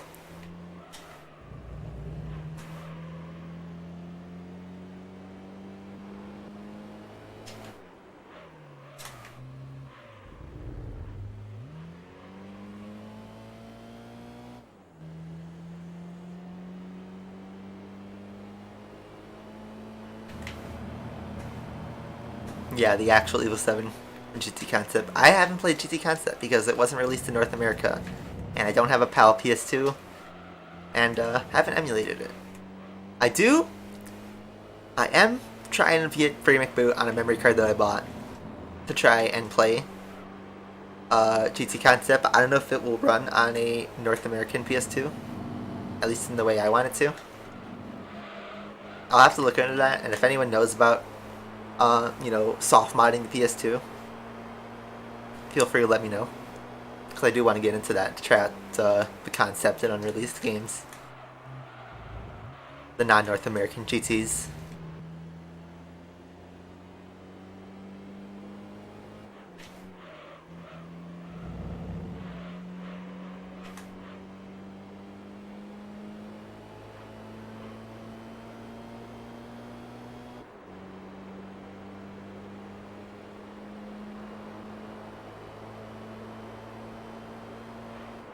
Team orders. Yeah, Bottas just got team ordered, but the thing is, like, that was going to happen anyway. Because Hamilton obviously had the pace to win the race. I'd say the ball nobody's talking about in the British Grand Prix is Bottas and Checo. The second drivers really dropped the ball this weekend. Checo screwed himself in the sprint race by spinning out and just compromising his whole weekend. And he couldn't do anything in the race but steal the fastest lap, and everyone's like, oh, good guy Checo. But he made a mistake that compromised the whole weekend for Red Bull. They could have walked away with a win, I think, or at least a podium. And Bottas, on the other hand, had no penalty, had started ahead of Leclerc. It was his job to win the race, and I always said he had no drink, but come on, Kimi's done good races without his drink. So I think Bottas dropped the ball that weekend, despite finishing on the podium. He should have covered the team to protect a win.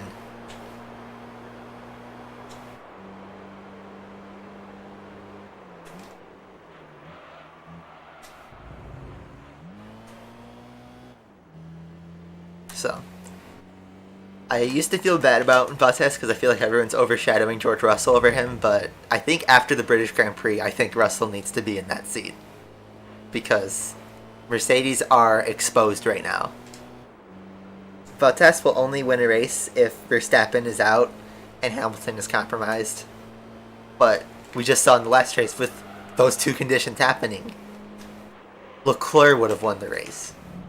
And Leclerc is driving a midfield car. Yes, the Ferrari is probably the best midfield car. It's not that far behind the Mercedes, and it's really good on its tires, but that car is not a championship contender. That car steals wins rather than winning on pure pace. Let's be real. If the Verstappen-Hamilton crash didn't happen, Leclerc would have finished third. So, there you go.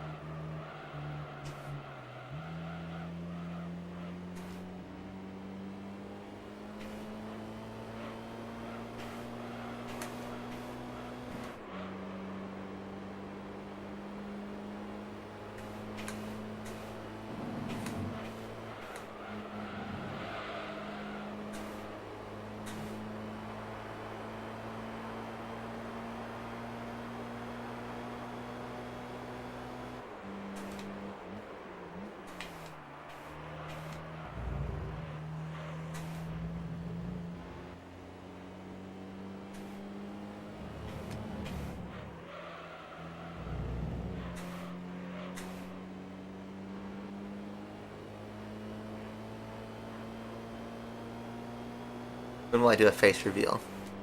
Maybe next year.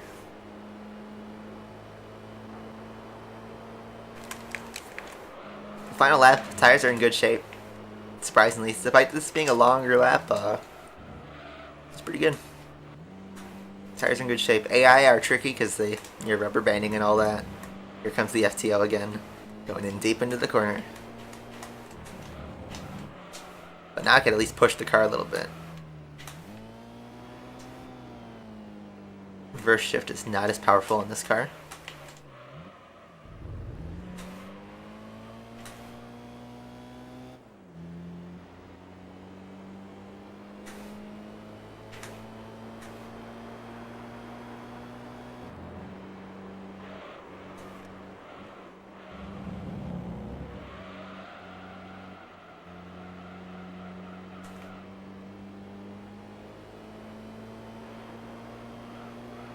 Tire's just starting to become orange, but doesn't matter because we make it. Pretty good stuff. We hold off the FTO again. FTO, what a forgotten car. But I don't think it ever released in North America, to be fair. So I've never seen one in person. I used to like that car when I was a kid and want it, but it's kind of unrealistic. So there we go. Another 5K in the bag.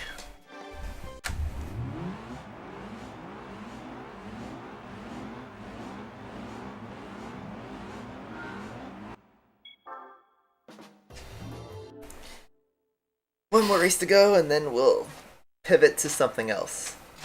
It's on Apricot Hill 2, so this is going to be harder on the tires, so I gotta watch out.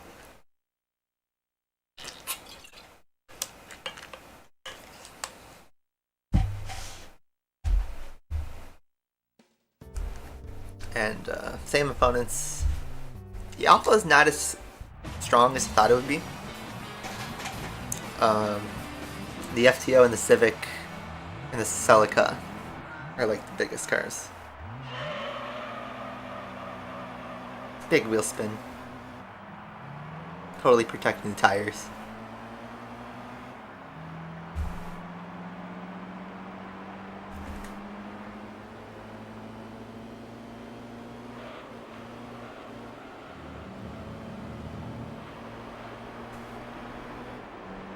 So let's see. This track should be tough on our tires, but I don't know. Let's look at the AI just blatantly cutting the corners. This corner is going to be stressful.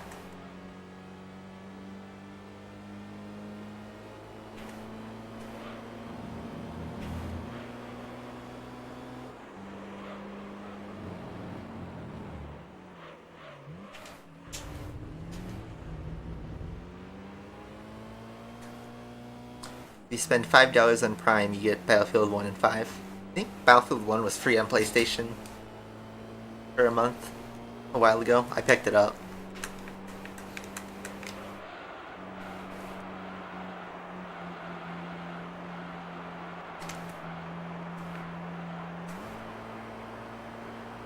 See, that corner was going to be tough on the car, and then this set of corners is also unknown for tires.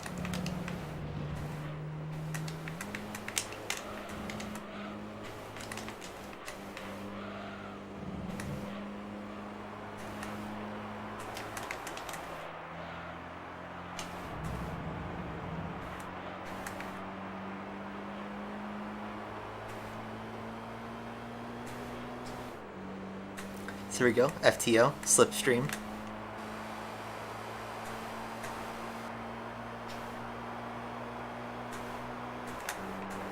We're gonna give it some pressure.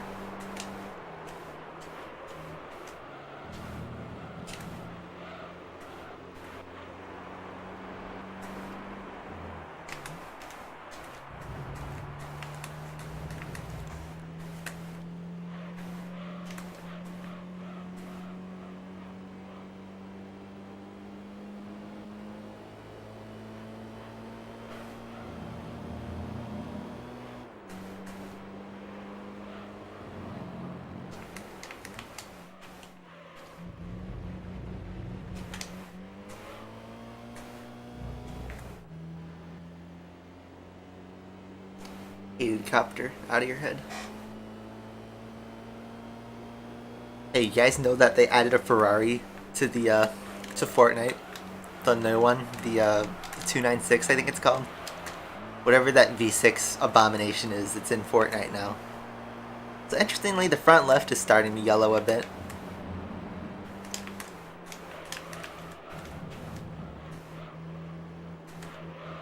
I guess since Steep Forest is a left-hand dominant track, the right tire took the wear there, but then since this is a right turn dominant, the left tire is doing worse.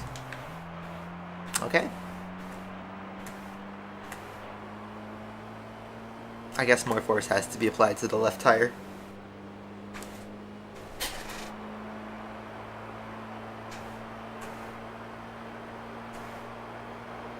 So, holding a good gap to the AI here. I haven't played Overwatch in like 5 years. I don't know. I played it on a free trial the first year it came out, and like never again. I never bought Overwatch. There was like a free weekend.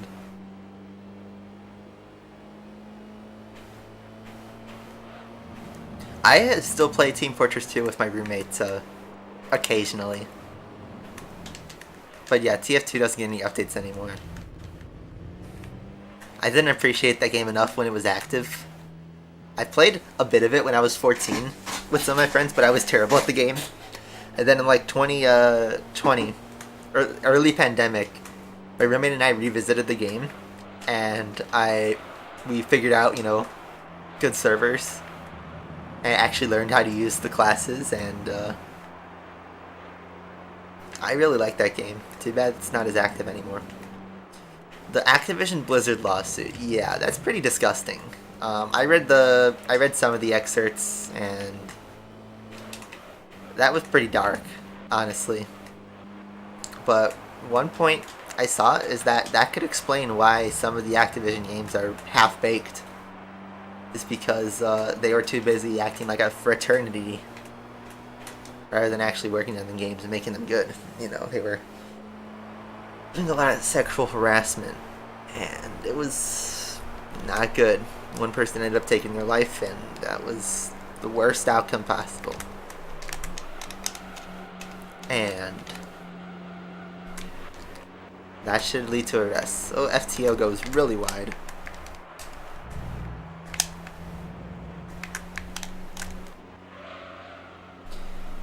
Big hard right-hander. That came out worse than I thought. But anyway, tires. Looking at the front left.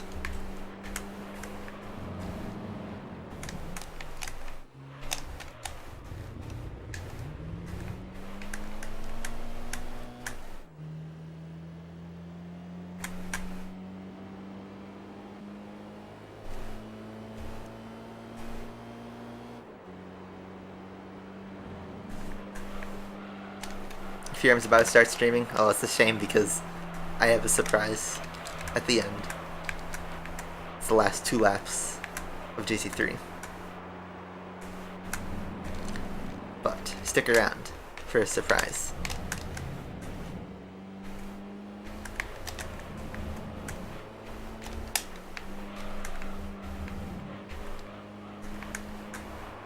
Fearham imposters. Okay, so our tire is what is that, like a mango color now, would you say? Let's see if it holds up on the last lap.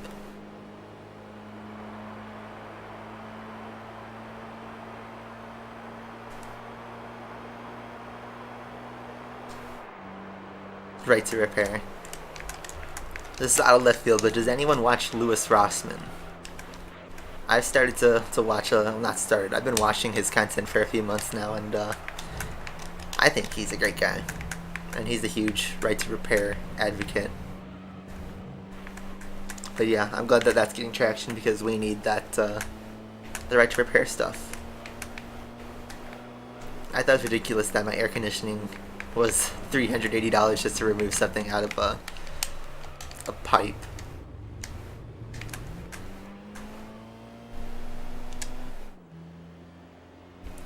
We've put 17.5 hours in this game.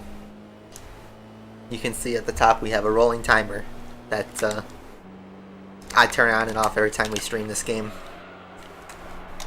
So we're at 17.5 hours. I estimate this game's going to take about 90 to 100 hours. The speed run for this game, segmented world record speed run, is 76 hours. So actually it might go more than 100 hours. I don't know. But this game becomes a slug at times. Trust me. We seem to be making big progress since we're already 30% through.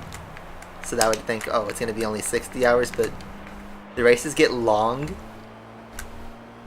and they drag.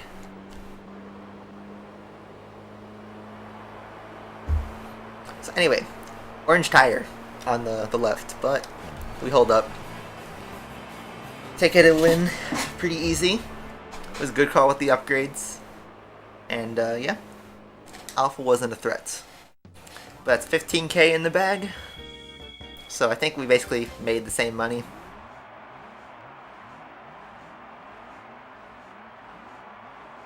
Got some good thumbnail shots. What's our prize going to be? Event winner.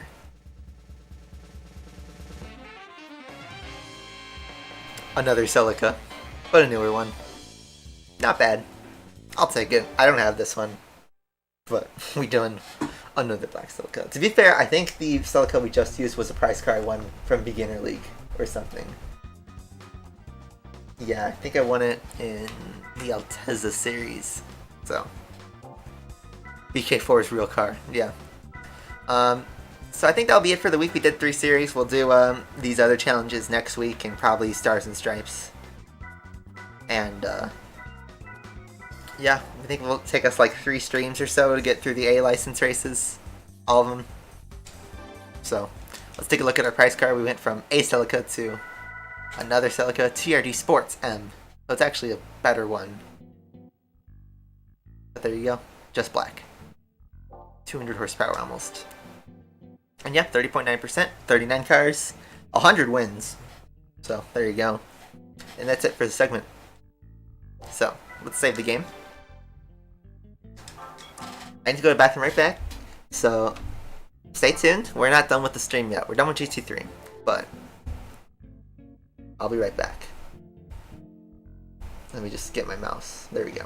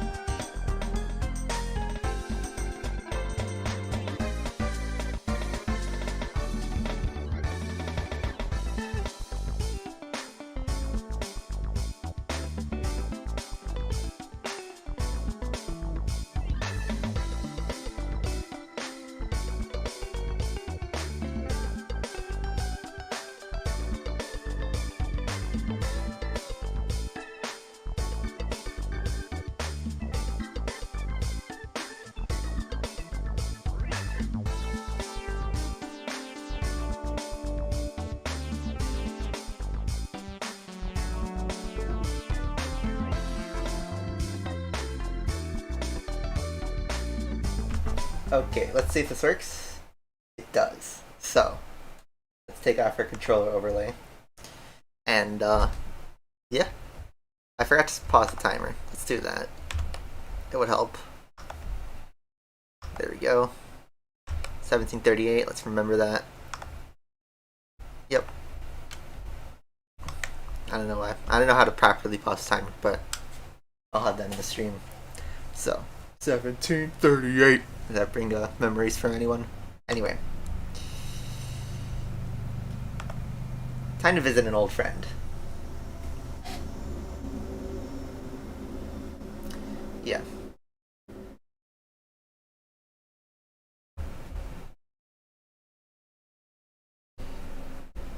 Like I said earlier, this game got an update, and I'm gonna move the camera a little bit so I can talk to you guys a bit easier. And you'll show my messy bag. That's my Ferrari flag, by the way. So there we go. Yeah. Time to visit an old friend. We're not gonna come back to playing this game full time, but we're gonna poke around. I actually haven't opened the game at all since it updated. I made sure the game updated, but let's just see what's going on.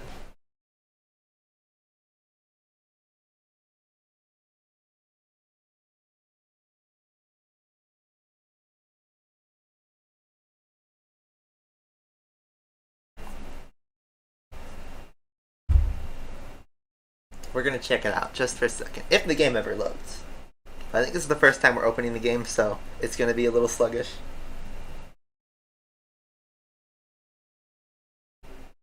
But let's see.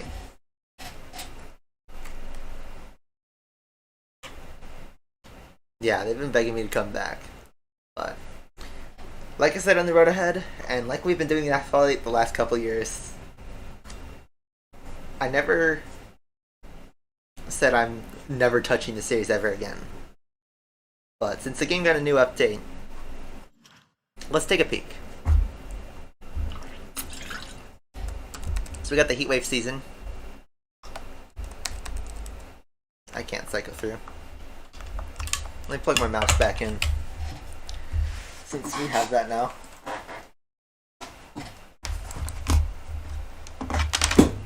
I'm stupid. I dropped my mouse. Mouse had a tangle on the cord. I'm great at streaming, guys. Windows connected. Alright, so we got some new cars, 7 new cars, a new track, which I thought it was Marina Bay. It would have been really cool if it was Marina Bay. But it's not. Special events. Oh, by the way, there might be a 1-second camera and microphone delay, so sorry if the game happens faster than I can talk. We got Iveron, returned from Asphalt 8. Grand Prix with the Pagani Zonda, which angers me because I would have loved to just straight up buy this car, but oh well. I clicked OK, guys. There we go. And I'll show you what's been happening since I last played this game on the channel. I am now on LU inactive, so we got some blueprints that don't matter to me. It's all just packs. I don't play the game anymore. I played one race just to get the club rewards. And looks like it's the end of the season anyway. So, Legend Pass is here. Still the European season, I guess. Here's a Zenvo TSR. Look, stuff hasn't loaded in yet. What's this? It's just some... Oh my god, the game is so laggy.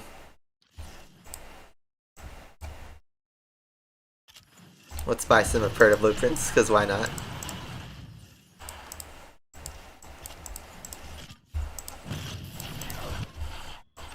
The lag is so crazy. McLaren F1LM is back here.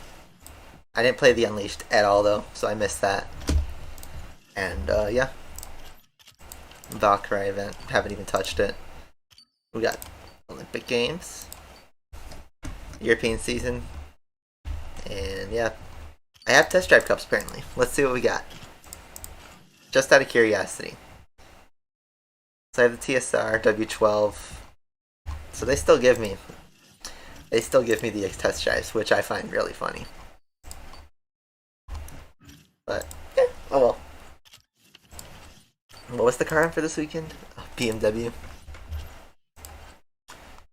Go Slipstream season finale. Yeah, this is not it, Chief. What are they giving us? Import parts? They are giving us packs though. Some good stuff, but also some duplicate potential. So, yuck. And yeah, let's check out. Where's that new season? Heatwave, that's what it was called. Okay, I'll take the credits. Sure. There's the Aston Martin V12 Speedster, one of the new cars.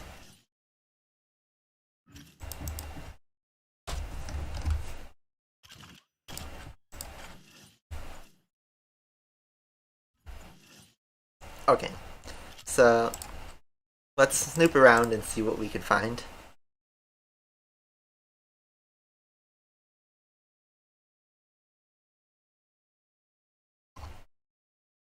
Nothing there. Here's the McLaren Elva though. That's new. That's in B class.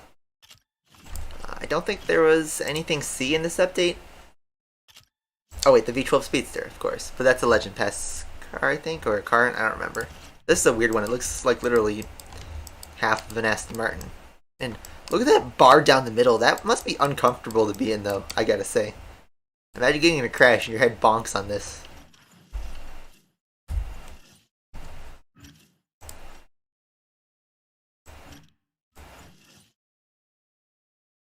There's a new king. Yeah, I'm getting to it. Alright, so here's Class A.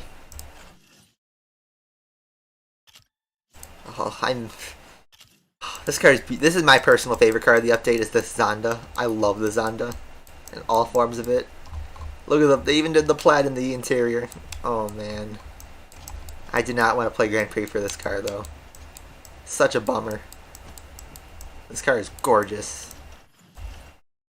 Yeah. And they locked it behind a key. That's so painful. So much pain. There's the Aventador SVJ Roadster, which is nice.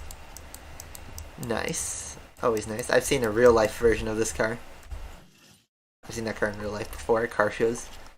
Hey, look at that. GT by Citroen. Still hasn't re-released ever. The Aston Victor.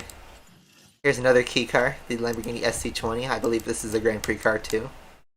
It's like the SC18, but newer, I guess. I think there was another car. Oh wait, the Tech Rolls. Duh. Tech Rolls that we dumped tokens on couldn't win. So there you go there.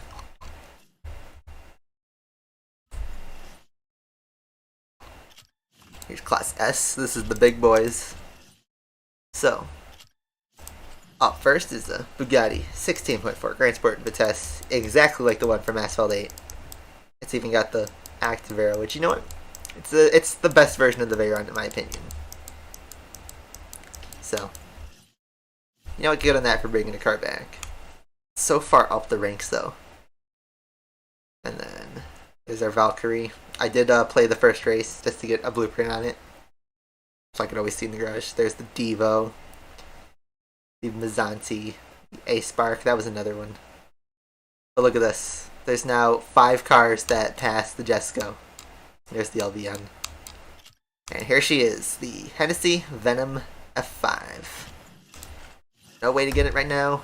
It is ranked higher than the LVN, I should say. So this is the fastest car by rank, and it's the fastest car in the game on paper. Looks great, but they just literally chopped off the roof just to make it a convertible. Look at that F1 style steering wheel, by the way, right there. That's weird. And yeah, this is like the concept and production merged together, so weird. Great car. It was rumored this car was coming. I forgot about the Lego car. I think the Lego car was removed, though. I think it's hidden now. Let me double check, but I'm pretty sure it was a Class A car. But yeah, there's a Lego car that got leaked.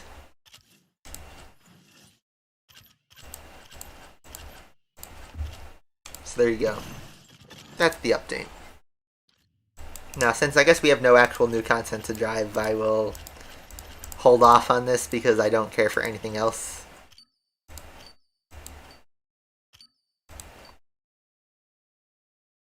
Yeah. This game is still boring.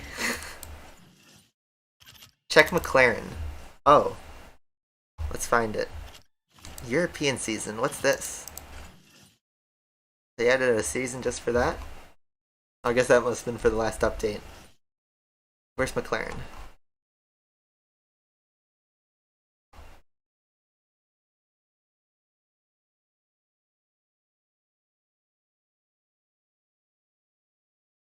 Is there a McLaren season? Career? Did I miss it? Oh, there it is. Not that one.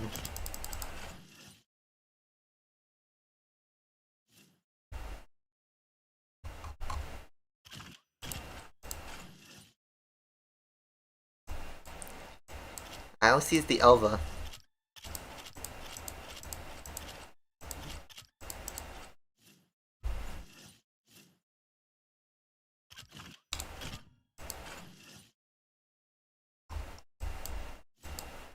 Yeah, I don't know if it's found anywhere else. Well, it looks like there's only 6 McLarens that you can look at.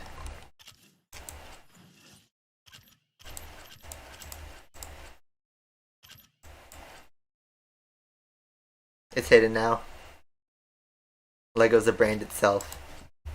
I don't think there's a car sort I can look at.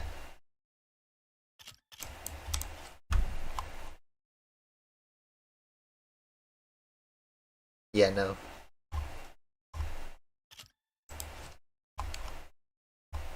Oh, they put the F5 there. Interesting.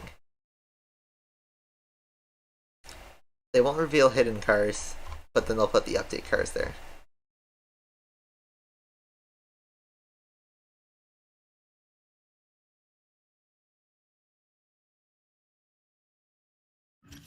Yeah. Okay. So yeah. That's really all I have to say. Let's peek at the Ghost Slipstream just to see what the rewards are. Hey, the Fenner's back.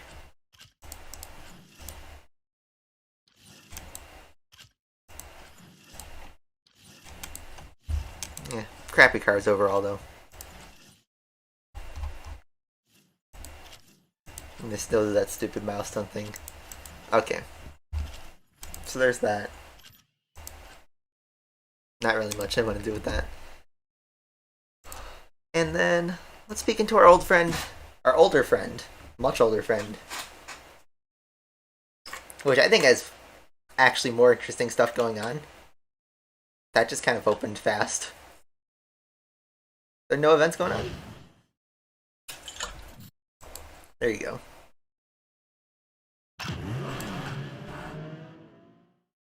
Why do I feel like there's a festival going on? Yeah, let's refresh that. Because that opened like really fast.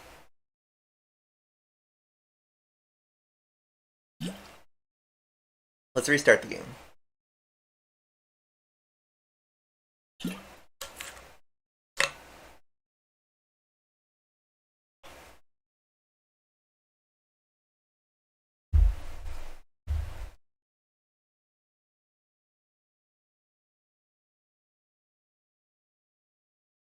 Just waiting.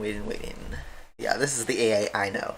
Is the long load times, the unoptimization, the whole spiel.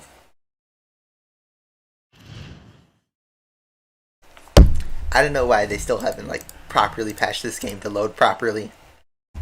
But here's new Bugatti, the Cento DHE, which is basically a Chiron clone, Devo clone. Like, what is it, like the 5th Bugatti they've added? That's, yeah, here's the Bugatti Chiron Sport. Stock stats are, I can't speak. Stock stats are pretty similar, or different, but they're 1861. Here's the Dodge Tomahawk, which is on sale. Where's the there's the regular Chiron. Like, let's just like show how many Bugattis we have in this game. 6 Bugattis, and most of them are recent. There's the LVN. We went from just the Grand Sport to the Chiron Sport, Sandici, Devo, and the LVN. Just like that. Let's see what cars are on sale though, because I'm actually curious. 33 cars on sale. Wow.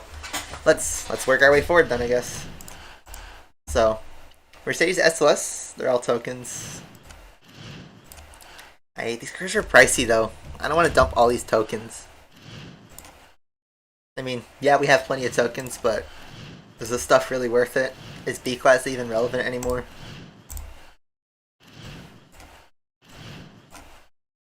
Some of these cars are from SFL9. The SF90 and the F8 were there. I mean, some of these cars are pretty familiar. 4GT. They're all pricey though. Like 9,000 tokens is not. It's a big deal, especially for all these cars. And then look, the ZX12 is 10,000, which. Here you go. Mazzanti. All the cars there, like all the same. Same price.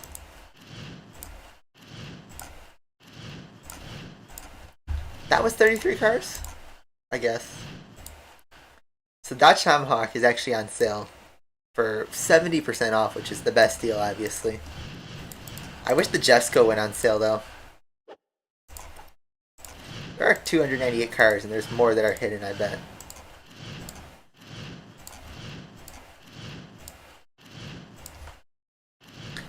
And by the way, I got more fusion coins from updating because of the homage nerf.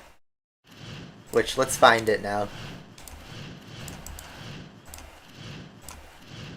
Let's find it. Oh, there it is. Oh my god, what did they do to you? You poor soul. You poor soul. 1410.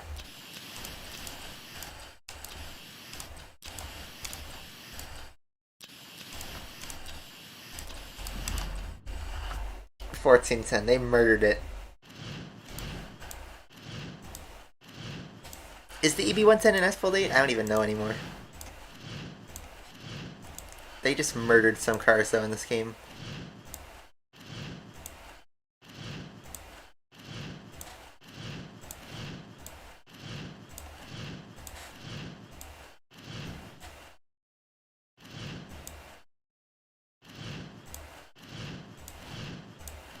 The Mira. The 4GT is a C-Class car now? Gross. Imagine putting a 4GT, which competed on paper with the Ferrari Enzo and the Porsche Carrera GT and all that. Imagine putting a 4GT in C-Class. I know this car sucks in this game, but remember when that car was temporarily a beast? On accident. Yeah. I remember. Pepperidge Farm remembers. They put Ferrari F50 in Class C. Gross.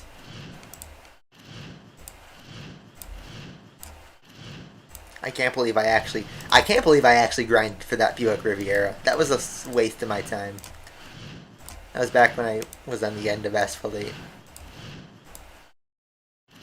Oh, so the Nissan 350Z Special Edition. That's the car we got later on.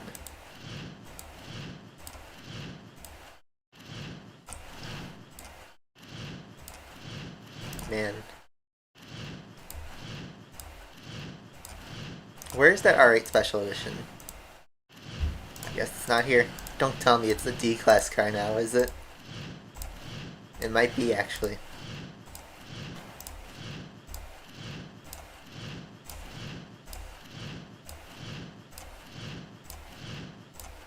I did buy the Solstice, by the way.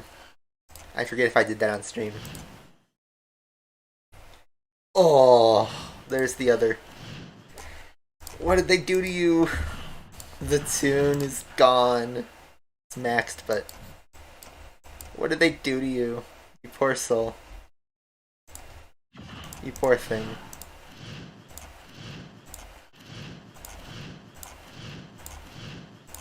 It's all the way back here, isn't it? The Desire.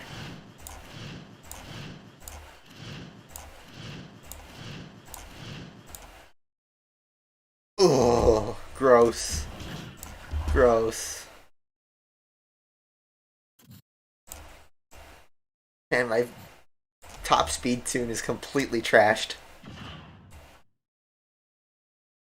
That is painful.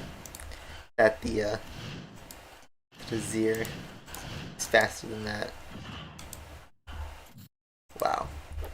What's our Bugatti Festival looking like? $15 for a Chiron. And the Sensadici is free. There's the Chiron Sport. And there's the LVN. Okay. How far are we into this festival? Only day 2. Okay, so it's not even worth bothering trying to unlock it.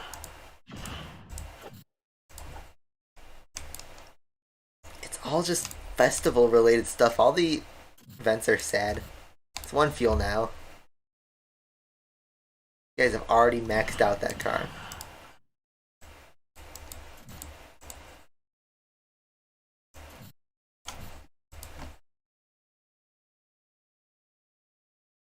The CN's better than the Centenario? Since when is the events to RSV that good? Oh, I guess at 1859 now. Just go. What track is this? Great Wall Reverse.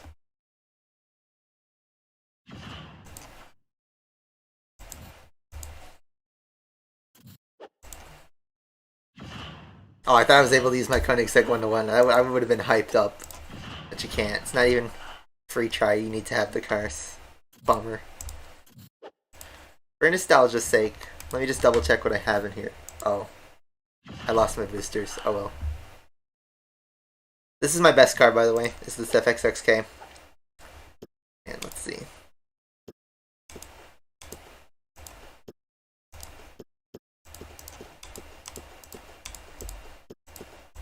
It's a bummer these all cost fusion coins. 5 minutes is $18,000. That's crazy. But you know what? Let's load up.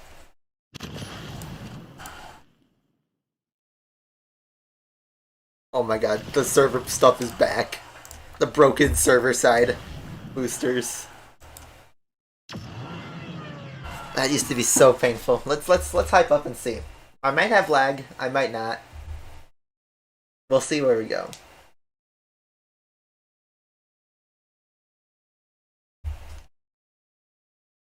This might go really bad because of lag, but I honestly don't care. 18,000 fusion coins. So stupid. Considering how much you get in the rewards, is the top price is 50,000. That's like 1 round of boosters. That is so stupid. Yeah, 18,000 fusion coins. That's what I meant. If I said dollars, oops. That's like taking a mortgage out just to play 10 minutes of boosters. Here we go. Oh god, this is gonna be laggy, isn't it? Let's see. Yep. I'll work. I'll try to do my best, but let's see what we got.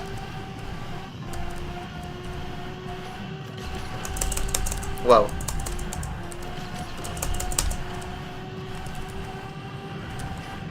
Whoa, my steering locked up. Great. So much lag.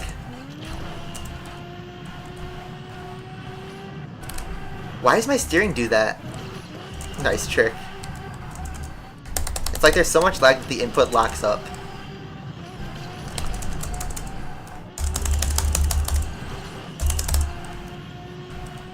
I know they patched the jump, so I can't do it anymore. But that's so weird.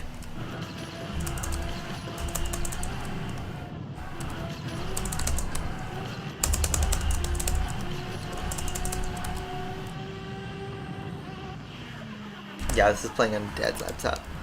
No, my PC is beefy. Here's the thing, I can run GTA 5. I can run Forza Horizon 4 just fine. But Asphalt 8 is so unoptimized that you get this trash. That's 20%. That's an embarrassment.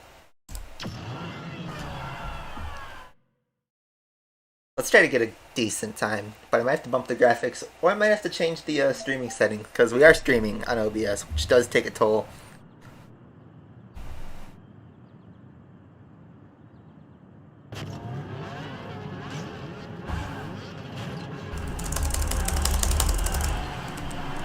can't beat the AI there.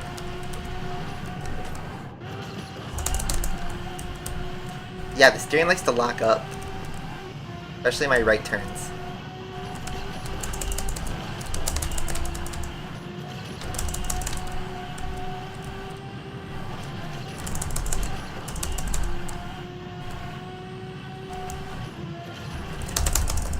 Oh, I messed up the drift.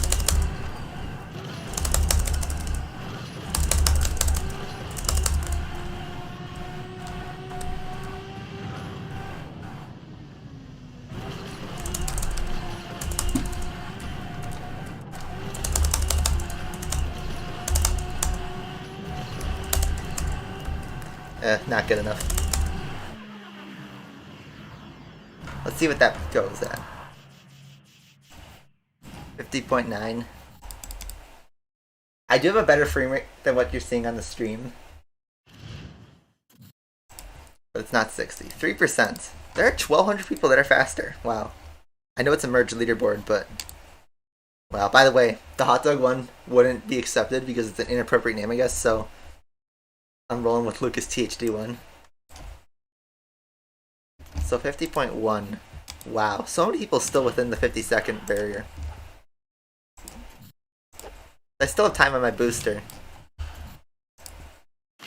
Let's just do it. Only 50 tokens. Let's try to get a good time. Let's try to get within the top 200, let's say.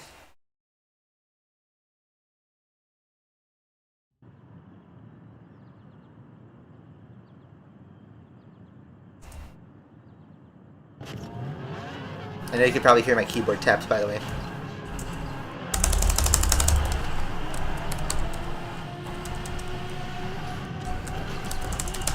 That was a really good one. A good barrel.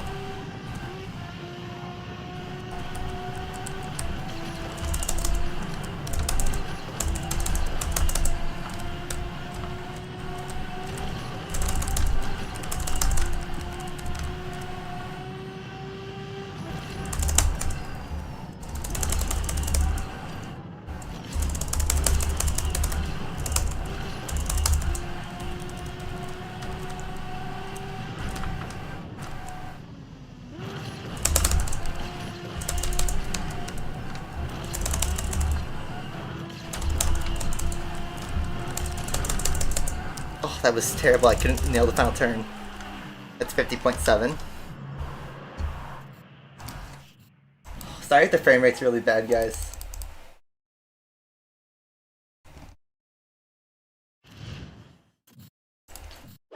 That jumps into 2% though. Let's keep going.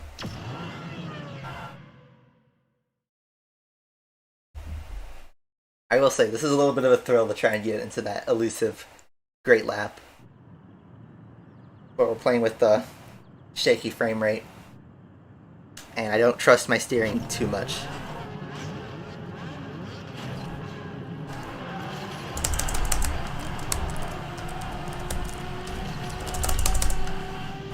Let's try no barrel. Let's see. It won't be as fast. I will need perfect nitro.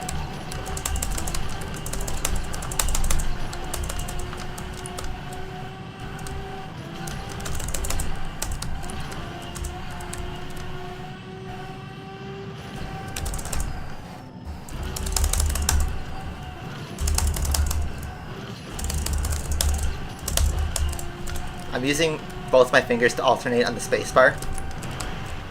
Ah, let's keep going.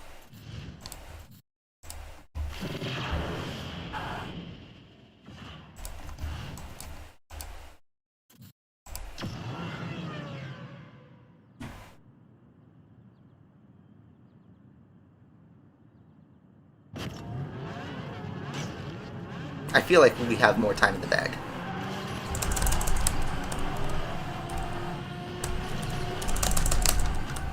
Oh.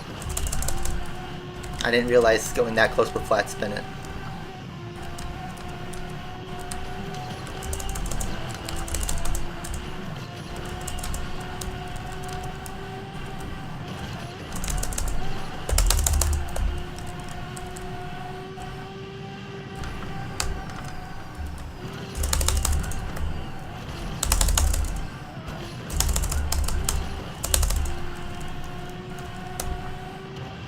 Oh no. I went wide and... Wow.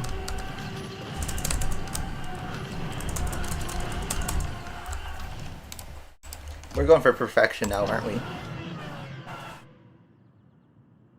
I'll get it, guys. The lap might look terrible on your end, but trust me.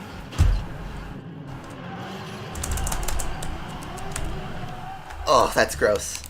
Another 50 tokens down the drain.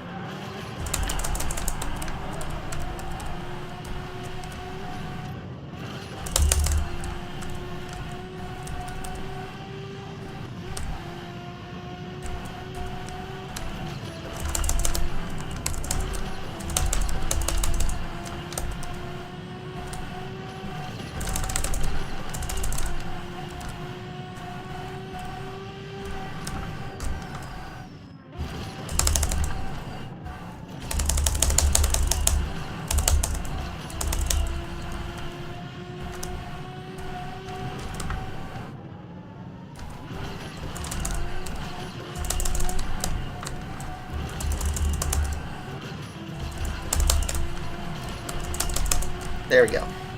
49, 50, 50.5. I dipped after I stopped asphalt 9. Well, we still have a couple seconds left on our booster. 10 seconds! There we go. Get one more try in. And then I'll see. Maybe we can go again. Try to bump down our graphics to get a little bit better of a frame rate.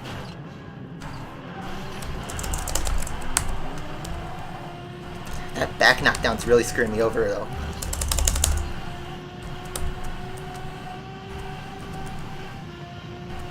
I do feel like we have a little bit more fuel.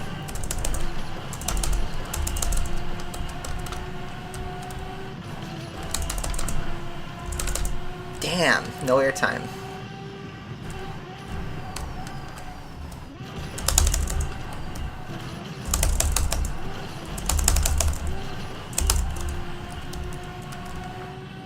Gonna need to risk it for the biscuit.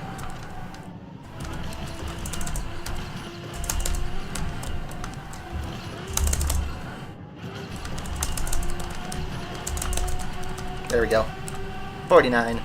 50.2? Man. It's really that start, 50.307.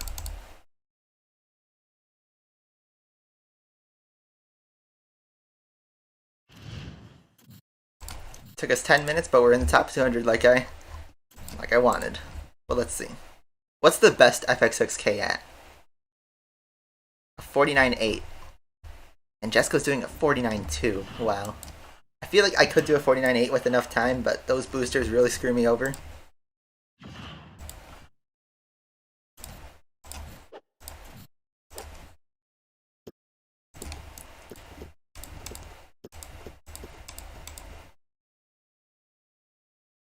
And the 15-minute, that's 10 minutes is 30,000 fusion coins. That is so ridiculous. Man. I mean, that will get me the prize, I think, but bummer. And I think this only needs a, yeah.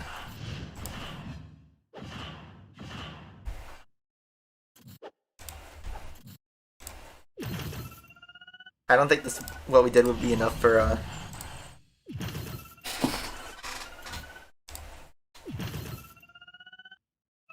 the Bugatti, but let's see.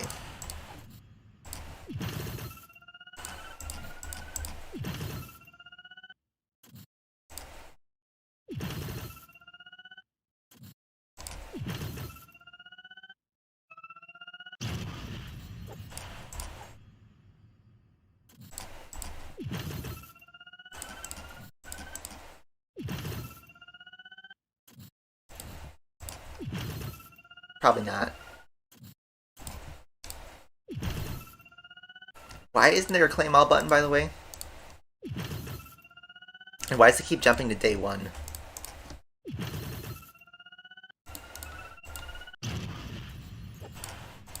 I don't care about why it's jumping to everything else.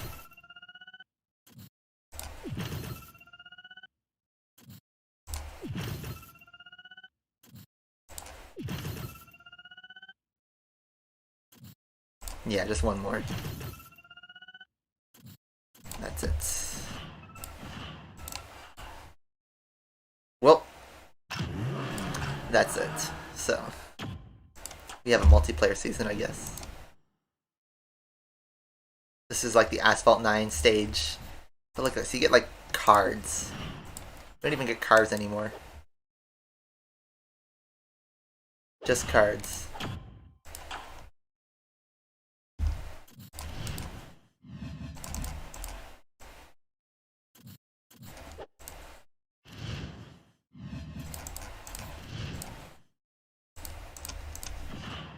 $25,000 credits for Elite League. Oh wait, daily race rewards. What's the series store? Cards. Man, this game's just a shell of its former self. You can buy fusion coins with a very minuscule amount.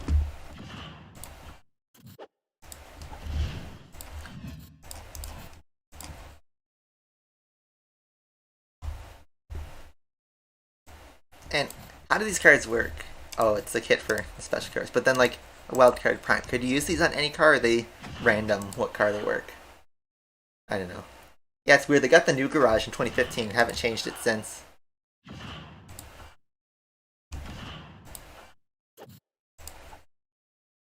Yeah. Barely any ways to get tokens now. I think it was just oh, not even the Gauntlet store. Where do you get tokens now? Can't get tokens here. Like, honest question, guys. Where do you find tokens in this game anymore? I noticed my most popular video is now how to get tokens in Asphalt 8, and that video is heavily outdated. But, honest question. Aside from Mastery, which gives these garbage payouts of 100 tokens, how do you earn tokens in Asphalt 8? Like, seriously. I see 0 places to earn tokens. I see 0 places to earn credits, actually. How do you do anything in this game? There's no tokens here.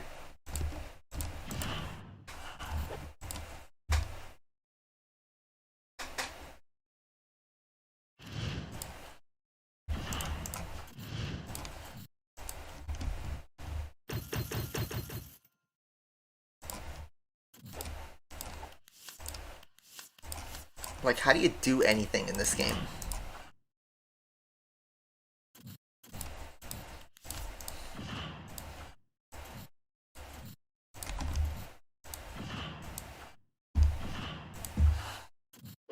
You just buy them with real money, right?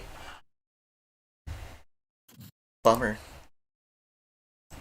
Do they even show up in ads anymore? Or is it just boosters? They have a tiered ad system reward. So is it saying you watch 65 ads and they give you some fusion gold? That is terrible. That is wasting your life. Oh look, offers. They don't even sell token. Oh, here we go. 99 cents for 1,000. That is so stupid.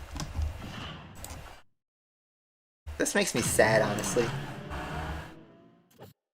Is this a token special? 20,000 tokens? It's always been like that. Has it not?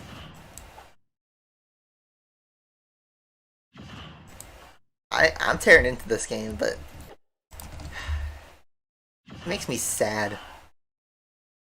I'm actually sad for this game. Wow.